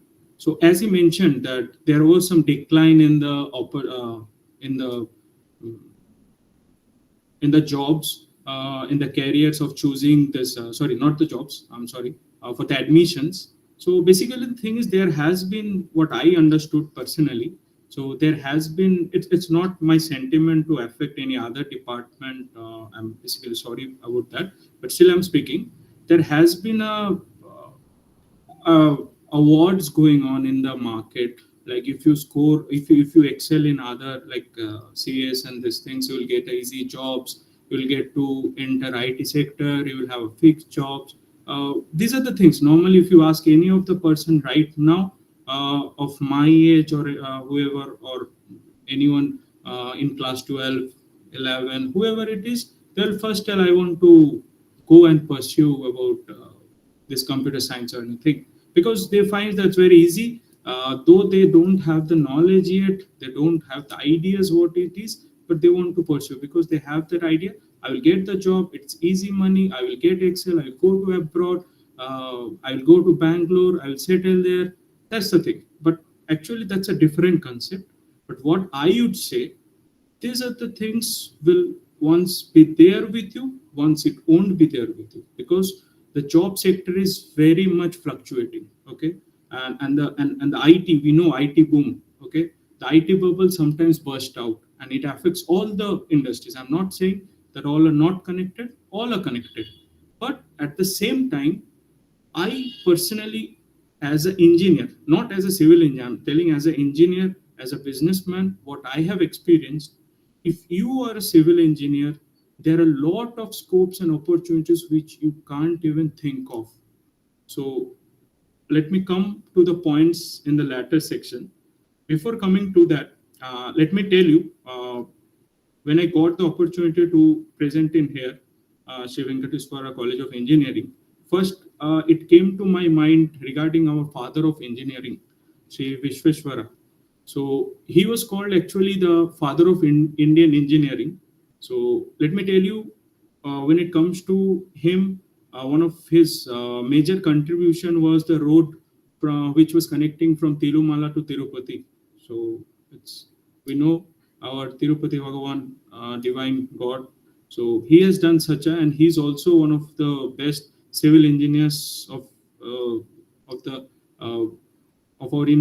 as an Indian. We are proud of him, and we have lot of learnings to do from him.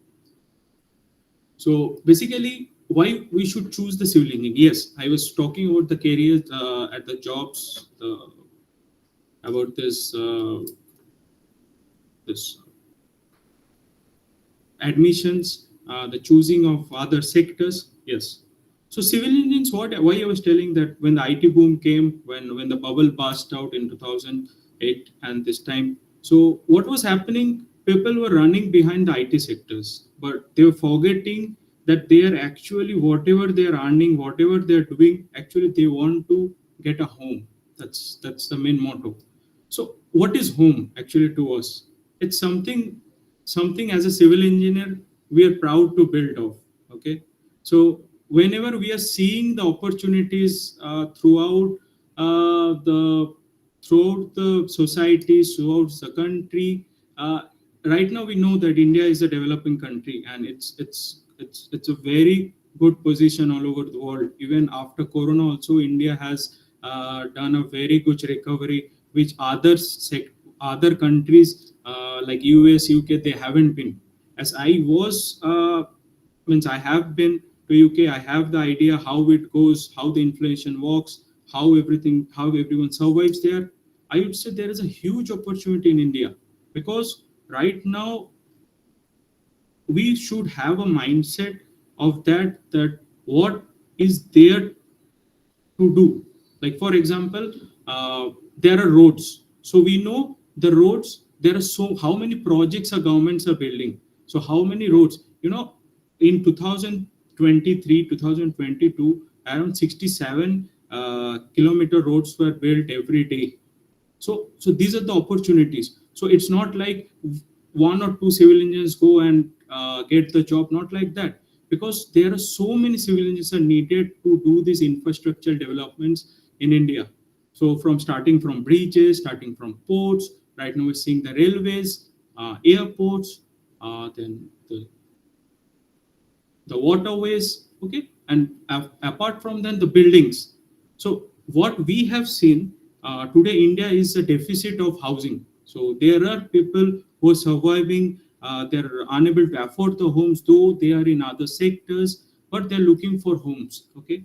So as I am from a from a builder background, as I have the knowledge for the past few years in the building sectors, and as my family was starting from a construction oriented business we have, so I know that where the opportunities begin. See, starting from a construction, there are a lot of things to be done, from a foundations to the substructure to the superstructure to the ending. And civil engineering is actually known as the mother of all engineering. Why is that? Because there are controversies. Many departments don't agree with that. I know. Even when I started my engineering in SRM, the same thing happened. There were questions on the first day. Why you chose civil engineering? So there were many controversies. It's a mother of. It's sometimes people say it's easy. It's not like that. It's a very easy thing. Yes, I agree with that. But the thing is, civil engineering is something that you can build by your own hand. Okay. So when you're doing something related to some other sectors, I don't know about all the sectors, but how much I know of civil engineering, it's a creation, it's a vision, whatever we are seeing, that we are presenting. Okay. For example, if I see a plan of a house, so what is gonna be my vision? That I want to build a house of this kind, this design, this should be the house. So if you want to build that house, you need a lot of people. Like, for example, you need a structural engineer to get the structural designs. What is structures? Like, for examples, how many rods? We have seen the rods, right? In the beams, columns, the foundations. Though many of the peoples don't have the ideas. I hope there are people who in the schools, they just started the college. Still, they don't have very good ideas about all the things. Later, obviously, we'll get to study the technical subjects and everything. But basically, the rods, how much the pressure, how much the load that column beam can carry. So these are the things are done by a structural engineer. Okay. So structural engineer is one of the opportunity people used to get when they used to opt for higher studies. Okay. So coming to the structure, see, there are 9 various civil engineering types we can see, what you can pursue in higher education. See, first we talked about structural engineering, then we can go for construction management. And what is this? Basically, the thing is, as Mr. Abul was telling, that you can see the AI concept, what's the cost, what's the time, okay, how much time it will take to complete the constructions. Okay, so these are the things come under construction. Basically, you have to manage the time, you have to have the idea of the materials. These are the things. Then come the transportations, basically related to transport, water engineering, geotech, it's basically soil, environmental, coastal, okay, earthquake, forensic, and these things. Okay. So this opportunities, whatever we have already seen in Dr. Kumuta's presentation, it was much more vividly presented by her rather than what I am presenting, because I had a schedule of couple of meetings that I couldn't be able to make so much of good presentation. I had only 8 slides to present here. But basically what I'm going to share is my experience with you regarding this engineering and the opportunities. So basically coming to the education sector, see, after starting your college, you might have a lot of thoughts. If I've taken the right thing, if you have taken the right department, I should have taken something else. Why I've taken civil engineering?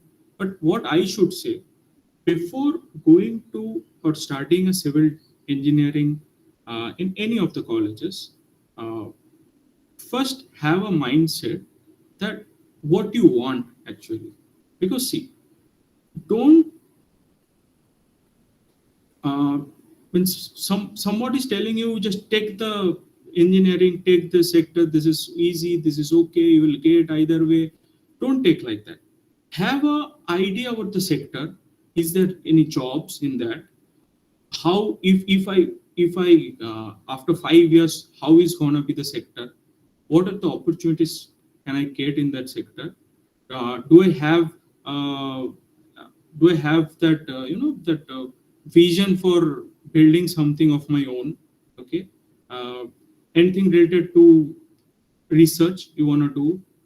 So civil engineering is such a sector you can do everything, whatever you want. Okay, from technical to IT, everything. See, Dr. Abul has already mentioned that IT is also into that, because AI is also into that. Okay, so civil engineering is something that is connected with all the engineerings. Okay, so basically without civil engineering, no other engineering is actually going to exist.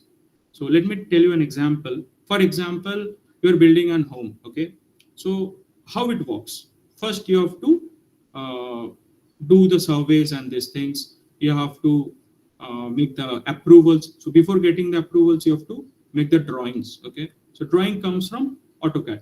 Okay, AutoCAD. So how is AutoCAD? AutoCAD is made from some IT sectors are making this AutoCAD. Okay, so what we are doing? We are making the designs and everything, and then we are putting it for the approval. Okay, so in that, what are the engineers there?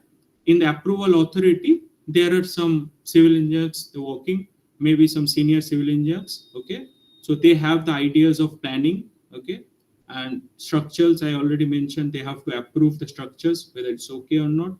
Then there are bylaws that how many setbacks and things that you need to give, how much height you will be getting approved. These are all the things they're getting. Once this is done, while building a home, again the starting comes from foundation. In the foundation, soil test works. So for that, geotechnical engineer is needed. What they will do? They will first do the soil test. In the soil test, what we will do? They will give the idea of what type of soil, how much bearing capacity it can take, how much load it can take. If it's a 4-story building, 7-story building, will it affect or not? What type of foundation? See, there are a lot of things coming on. Once that test comes, so we are proceeding for the building. So in the building, what are the things needed? A supervisor is there. Okay, for the supervisor, why? If it's a small building, one supervisor is enough. What's the supervisor work? First, the works will be given to them by the senior engineers. They will just execute the thing, and they will see whether it's working properly, whether the laborers, whether the mistri skilled laborers, whether their work is or not, doing or not. These supervisors, once their working is done, then there will be a senior engineer. What they will do? They will sometimes go and visit the sites. Okay, they will check whether the raw designs are good, whether they have done the right thing or not. That is the thing. And there will be one construction management person will be there, who will be checking out that how much money is needed, how much construction is left, how much time is left, So already till now, while talking about a small building, we have came across 7 to 8 people who are needed for a single building. So 7 to 8 civil engineers are needed, apart from the skilled and non-skilled laborers. 7 to 8 engineers. Now you think, when in India, when there are lakhs of houses are built, then how many engineers are needed, especially the civil engineers are needed for these homes? Because for a building, once 7-8 civil engineers needed, for example, 1 lakh buildings are needed, so 7-8 lakhs are needed, because one person can't do everything. For example, if I'm doing a 100 flats project, it's not possible for 2 or 3 people or 7 people. I have to at least have 20 civil engineers, including supervisors, senior engineers, junior engineers, trainees. Everything is needed. So these are the opportunities that we can get in a civil engineering. Now coming to the job opportunities. See, right now, these are the statements that I got from going through the internet. So basically, in 2030, the government is planning near around 25 million units of affordable housing. Okay, so what are they have affordable? It's like basically there are 2 types of housings. Three actually: LIG, MIG, HIG. Okay, so LIG is low income group, medium income group, and higher income group. Okay, so basically this affordable housings is something which normally there are some specifications that the governments have made, that these are the kinds of houses, these are the square fits, and these are the prices normally it should have to launch these houses to be called as affordable housing. So as the government is already taking the initiatives, whatever government it is, right now or later, but they have to allocate these houses. And for that, the opportunities for civil agencies are too high. Like, for example, you are passing out from a college, and the next thing what you can do, you can apply as a trainee for a small job. Okay, so what I tell all my students, all my whoever I meet, that if you're not getting a job, first you try to don't focus on the big jobs, big high opportunity jobs, that tomorrow I will get to a job after passing out and I will get 50K. Don't go for that. Because the thing is, right now, there are so many engineers. It's not about civil engineers. There are so many people, there are so many sectors, there are so many unemployed people are there, that whatever sector they are, they're trying to get a job. Whether it's a civil engineering job, or it means like a housing sector job, any bridge construction job, whatever. Because they are trying to somehow get a job. Okay, don't do like that. Be a properly educated, have the concepts clear about your ideas, whatever. When you're getting into the college, once you start from first year, second year, third year, whatever you're going in the years, have the concepts clear. If you have any things to be clear, talk to your faculties, had the ideas, and try to do internships in small companies. Because why I'm saying small companies? See, everyone will tell go to big companies, have internship certificates. See, basically, when you are in a hundreds of people is there working, and you are just put one for one month, you will just get to have an idea what is going on. That's what will come to your mind. You will just go, you will do the work and come out. You will not learn a single thing.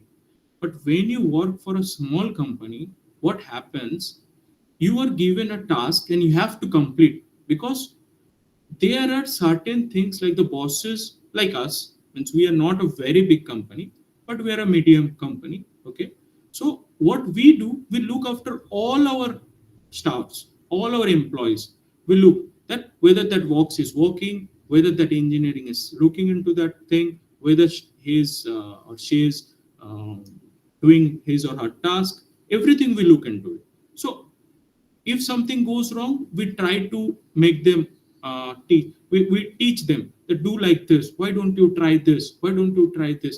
See, these are the things. It's like you are just practically, if they're doing any mistake, you are just correcting them, and you are just making them do the same thing in a proper way. Okay.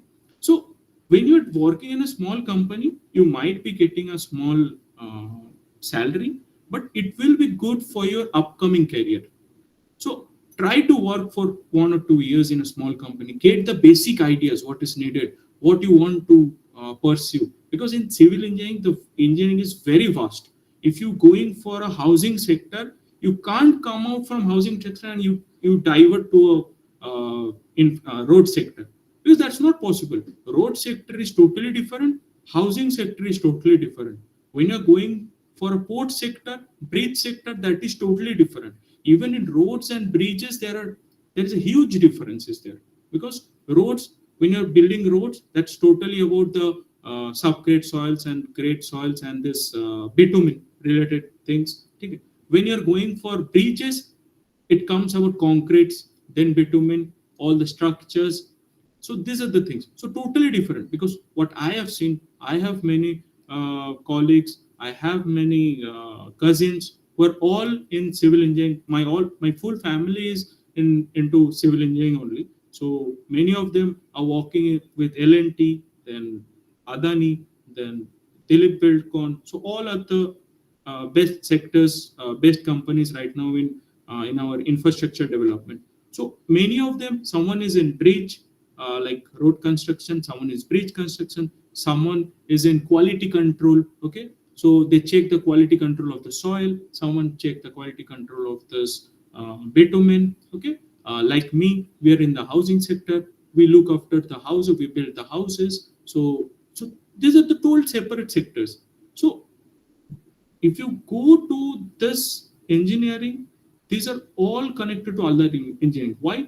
Like, let me tell you, when you're building a house, you have electricity. Now you have to have an idea about, so electrical engineers are needed. Okay, when you are doing for a plumbing, so the plumbers are needed. So you have to have an idea about that also. You need a specialist engineer for that. When you're going for painting, there is someone is needed regarding that. Okay, when you're going for any this landscaping, there is someone is needed. So all the things, someone else. For example, now the concept is coming smart housing. So in the smart housing, what's you have a concepts of lightings, you have this ventilation systems, air coolers, AI working homes, locks. So all the things are working because of a building that you are building. So the civil engineers are the one who build something, whether it's a bridge, whether it's a building, whether it's a road, whether it's a port, where airports. So as we can see in the fourth point, the 149 airports are there right now. It was there in 2014, and it has been increased. It will be increased to 2020, 220 airports in the next 5 to 7 years. Okay, so these are the things. For example, like the Chenab Bridge in Jammu and Kashmir, it's the highest railway bridge. Okay, the Twin Tower of Mumbai. Okay, so if you see the Burj Khalifa also, apart from India, if you see. So what do you think? All the peoples who were working were outside Indians? No, there were peoples. If you see, maybe the total how many people worked there, maybe 20% will be only Indians only. You will find out.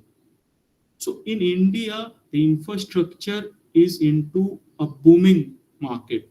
So it's a concept that we have, that there is only jobs in ITs, electronics, and this is not right. I'm not going to agree with that, because what I am facing, what I am seeing, that there's a huge opportunity, huge jobs in our uh, civil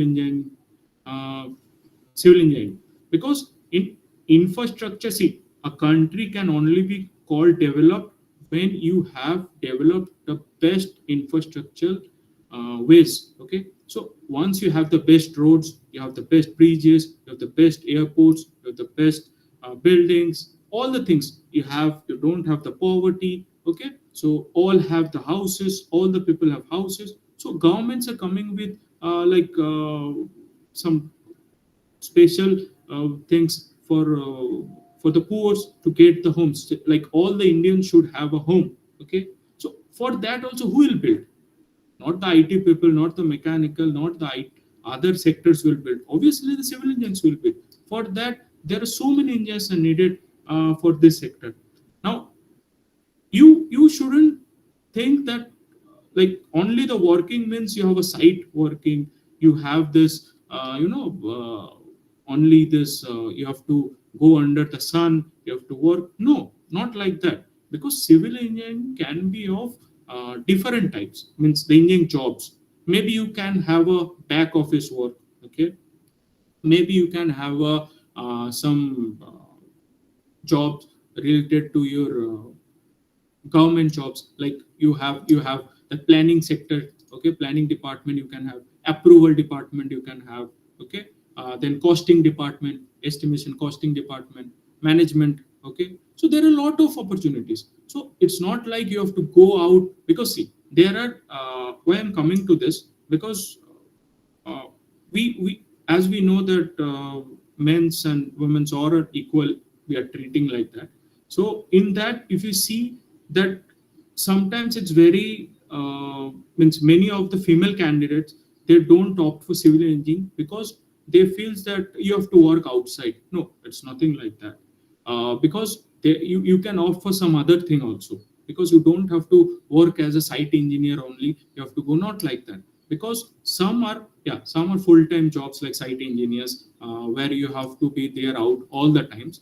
But there are jobs at the same time who are doing the back end in the office, who are calculating, we are doing the structure, we are doing the analysis. Okay, who are doing this what you call estimations. Okay, who are doing the drawings. Okay, so these are the things. So in the engineering also, there are, in civil engineering also, there are various parts. Like you can't, in a construction, when you're doing, you can't have the engineers outside and in the below the sun they are working. Not like that. There are certain kind persons who are working there. Certain people are doing the lab testings. Okay, in the lab also there are 15-16 persons are there. For example, one will be a senior, one will be a junior, one will be a trainee, one will be just managing the lab.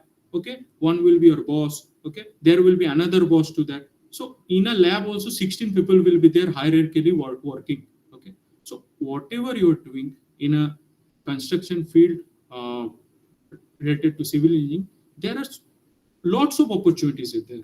Okay, and right now there are different opportunities that they take as a career. Like for example, when you passing out as an engineer, you can do one thing. Certain people goes for higher education like MTech.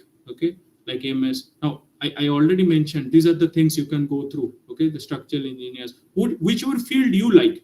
You may be working as a transportation engineering, so you can go for transport or transport engineering. If you want for the soil, so you can go as a geotechnical engineering. Okay, so whatever you want, you can choose of that. Okay, so in that also, next you can do, you can after completing this engineering, if you want to pursue higher education like postdoc or doctorate, you can do that also, because there are people who are doing the researches. Like for example, what we are doing sometimes, like we are making a brick. Okay, so this brick, what we are making, it's a polymer.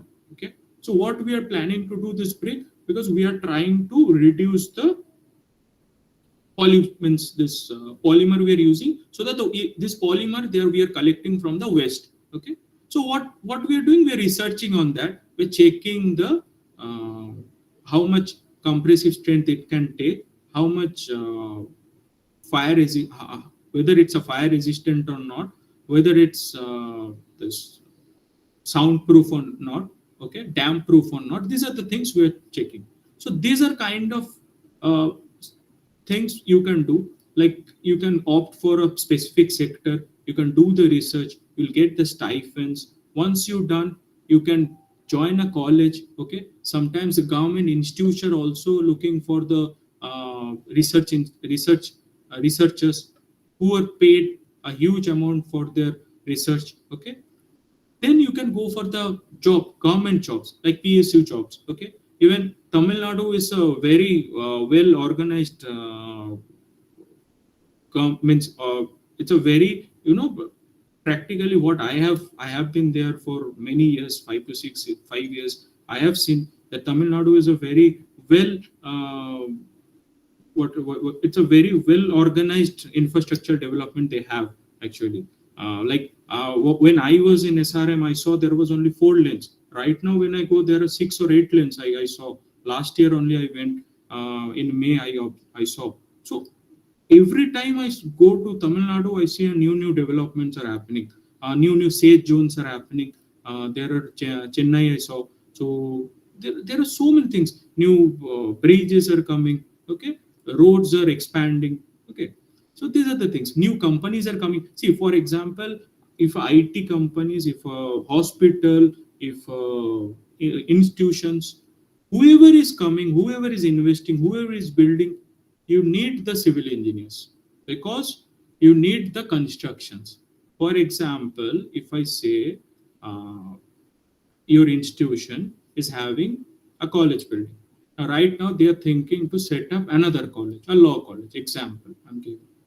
So obviously, they need to build a building. So for that, at least hundreds of civil engineering will be employed for that only one building.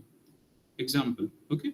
So if you think there are hospitals coming around, there are institutions coming around, there are government offices, malls, shopping malls, cinemas. Okay. Now new concepts are coming, corporate buildings. Okay. So these are the things that are coming around everywhere and another.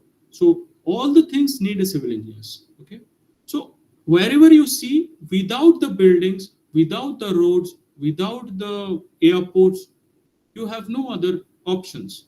So these are the options that people need and people will require in the upcoming days. In the next 100, 200, 500 years, they will need. Okay. So these jobs will never die.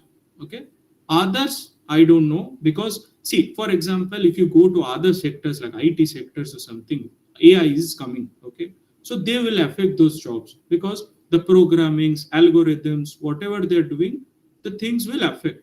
But civil engineering, the engineering, this can't die because this civil engineering, the constructions, you have to have people around to do the things. Okay, whether it's testing, whether it's designing, everything. Yeah, AI will come, they will help you out, but they will never take your job. You will never lose your job.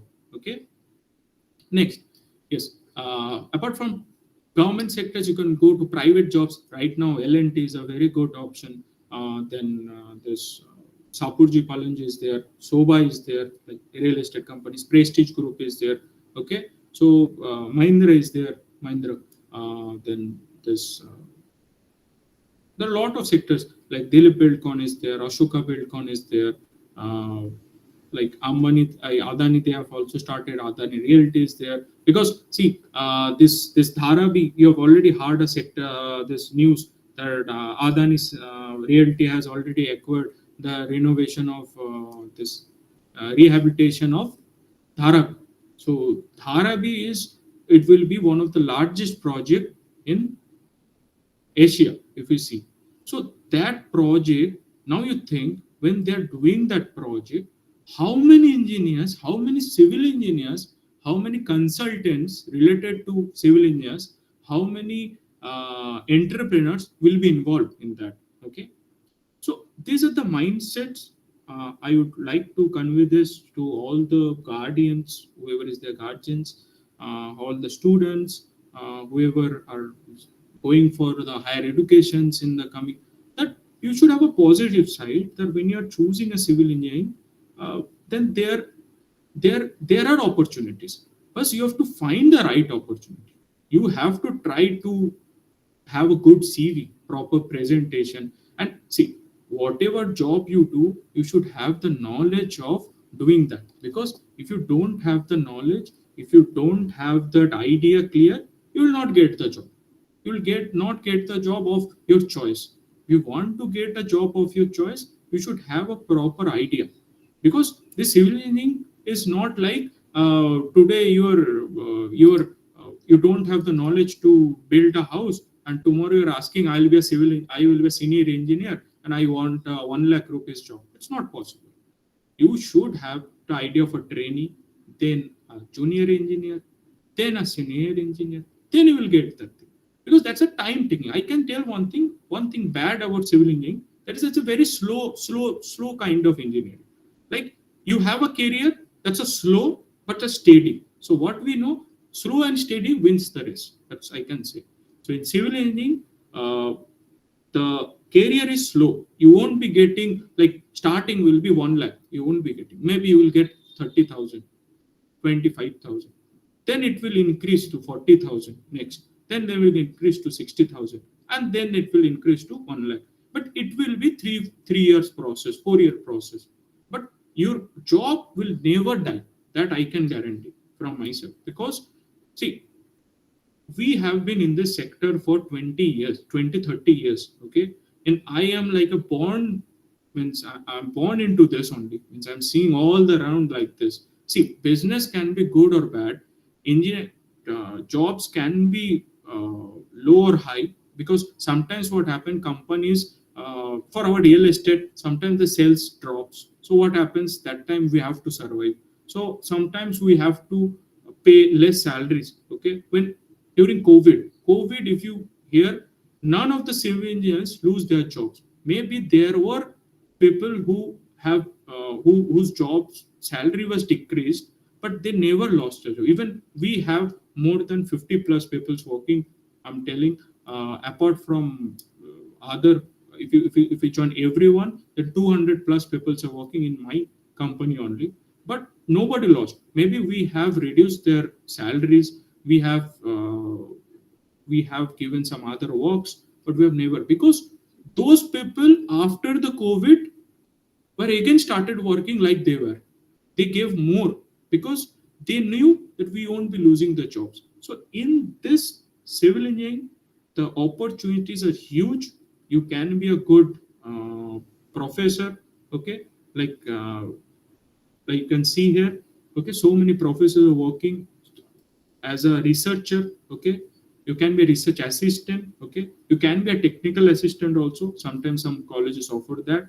Okay, some specialized consultants you can have, like for example, what we need, geotechnical consultants, structural consultants. Okay, for example, landscaping consultants. Okay, so there are so many consultants we need. Okay, then we have this industrialist. Sometimes people who have an entrepreneurship background, who have that that ideas.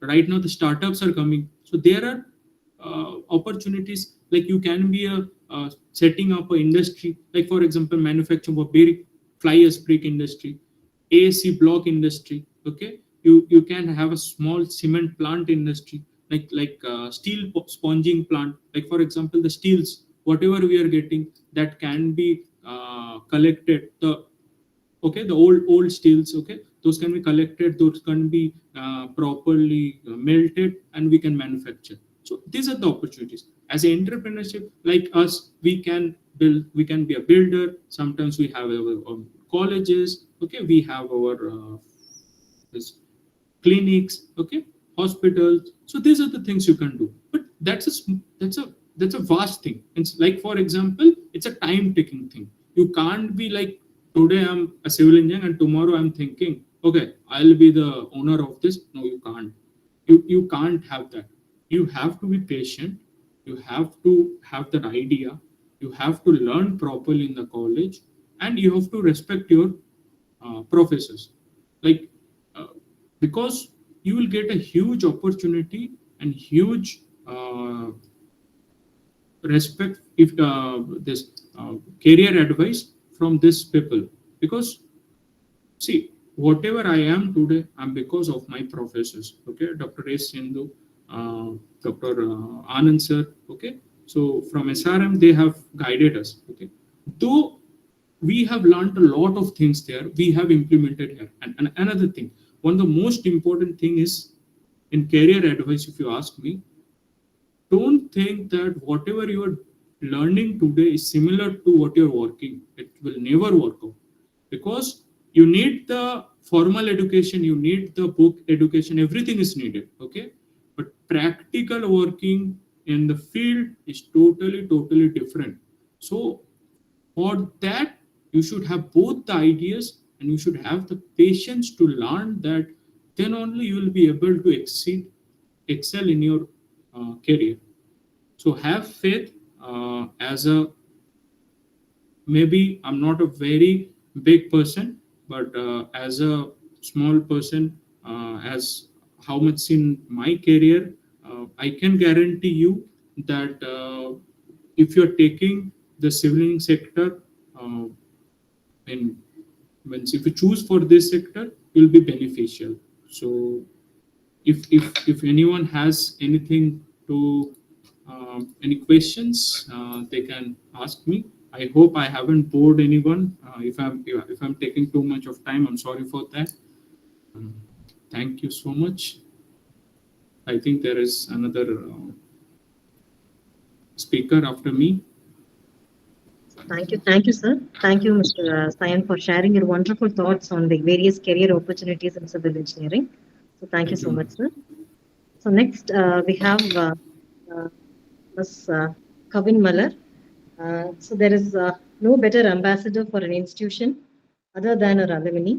So we have Ms. Kavin Malar uh, pursuing her MTech from IIT Madras in geotechnical engineering, IIT Tirupati from in geotechnical engineering department.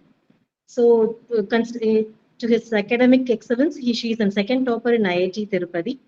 So she has submitted a report for entrepreneurship in IIT Tirupati, and this report has been approved, and she's on the way to start up her own company, and she has also an aim of pursuing her PhD in abroad.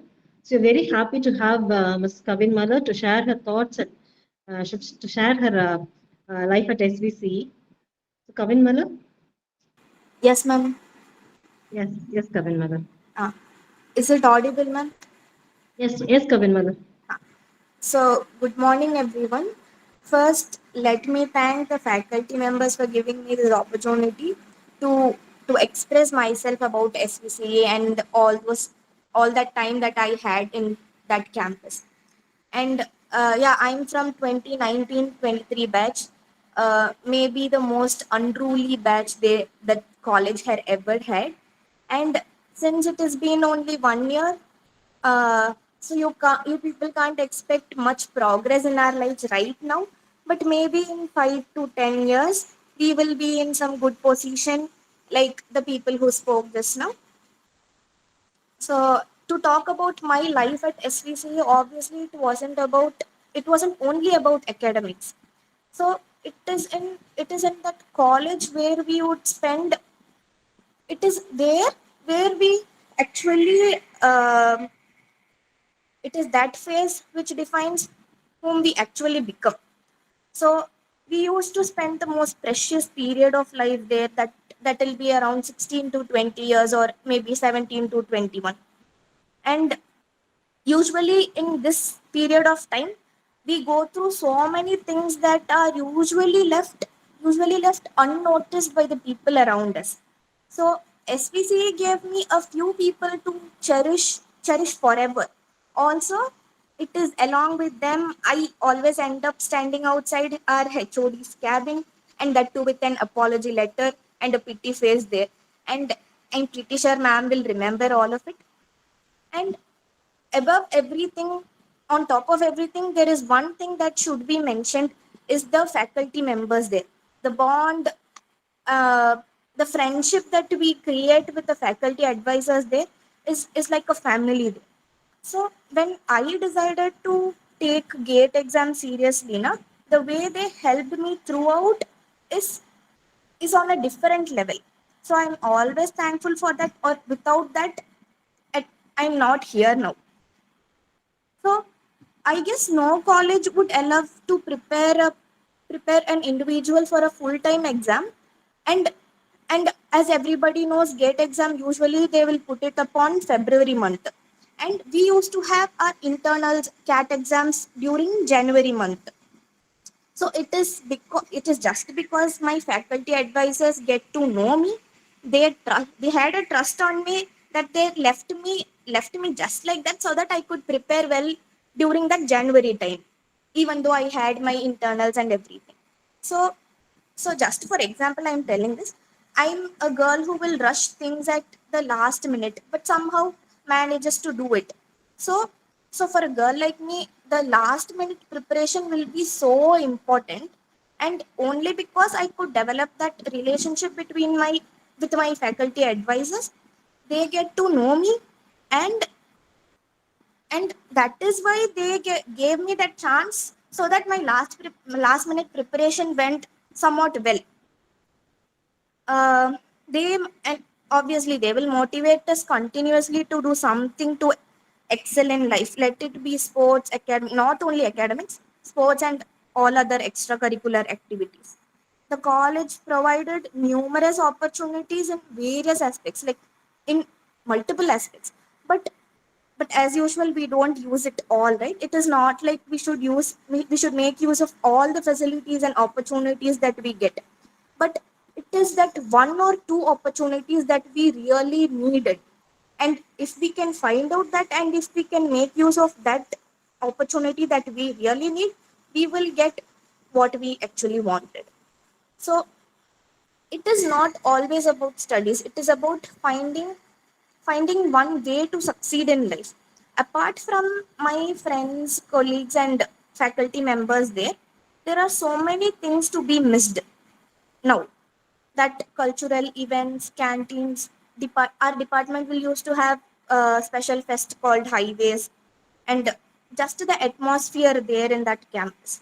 So, and particularly the non-teaching staff there, I would be so close with that canteen anna, security anna. Like, it depends on people whom we get to know there. And yeah, just because I was so desperate about these higher studies and GATE exam, I didn't care about the placements there. But my friends all have been placed, and they are all started earning already now, and I'm still a student here. So SVCE provides standard education in all aspects, like classroom facilities, lab. Our HOD ma'am elaborated on all these in the beginning. So we used to have symposium fests and like multiple things there. So what I'm trying to say is, to the students out here, these upcoming 4 years, I suggest you to feel yourself and then find yourself.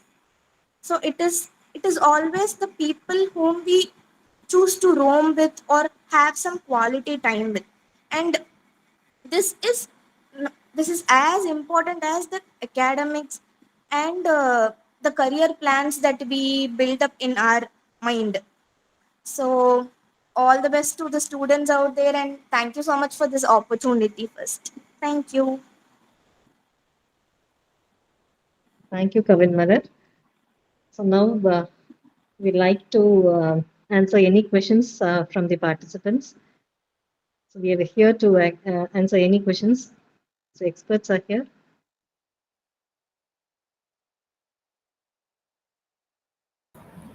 Anyone willing to answer any questions? Any questions from the participants?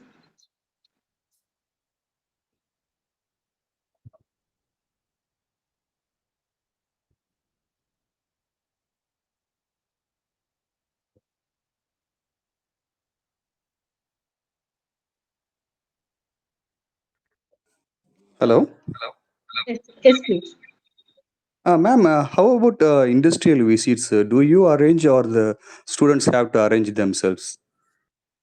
Sir, Sorry, regarding internship. Sorry, not industrial visit, internship. Sorry.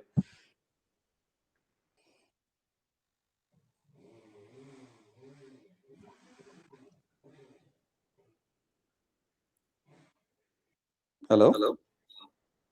Sir, regarding the internships, so we already have a database of industry, sir. So, and we have an internship coordinator exclusively for this. So the students will get definitely guidance from the internship coordinator as well as the other faculty members of the department to approach the industries based on their interest to go for internships. Thank you.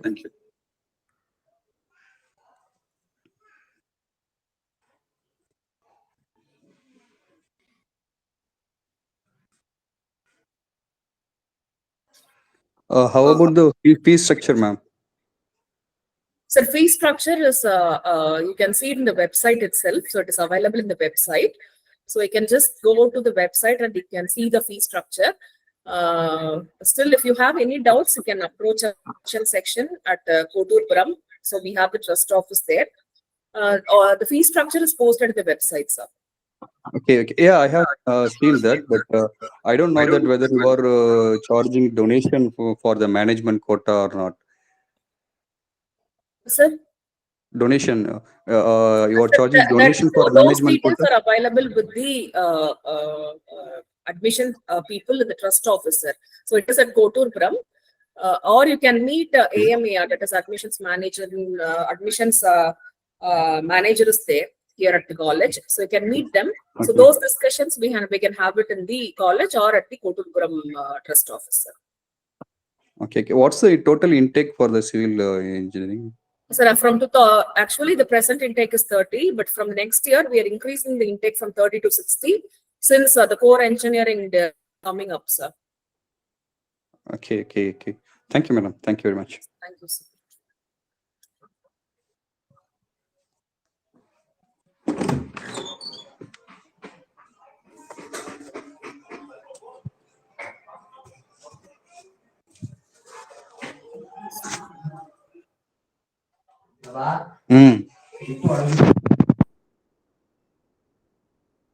So any other questions from the participants?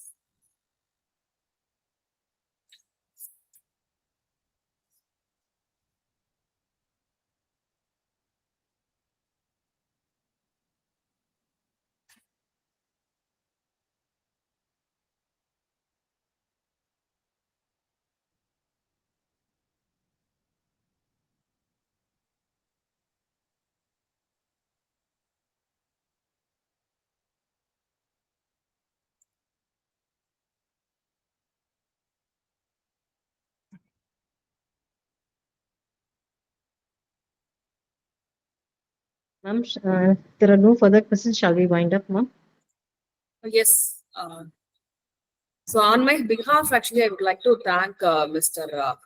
Abul Kalam Asad, the Senior Project Management Consultant, JLL Bengaluru, for his informative session on AI and construction project management. And also, I'd like to thank Mr. Sayan Gar, CEO of Vishwanath Group, so for his informative session on scope and opportunities in civil engineering. It was really very much useful to participants. So please go ahead, Dr. Sophia, with your agenda. I request Mr. Harishwaran to propose the vote of thanks for today's program. Yes, madam. Warm greetings to all. It is my pleasure and honor to propose vote of thanks for the successful completion of the Pathways 2024. So I extend my sincere thanks to our beloved chief guest, Mr. Abul Kalam Azad, a senior project management consultant, JLL Bengaluru, and Mr. Sayan Gar, CEO Bishwant Gar Group, West Bengal, for delivering the beautiful lectures by highlighting the future scope of civil engineering, opportunities in civil engineering, digital transformation in civil engineering, and artificial intelligence in construction projects, etc. I extend my sincere thanks to our beloved alumna of 2019 to 2023 batch, Ms. K. Kavin Malar, for sharing her success story. I thank Dr. R. Kumuda, Professor and Head of the Department, for organizing this grand webinar on Design the World Around Us, Explore Opportunity in Civil Engineering. I thank the management, secretary, principal, and deans for granting this opportunity to organize this event. Last but not least, I thank all the participants, a future civil engineer, and their parents for active participation for this webinar. Thank you all. Thank you all. Thank you all the best.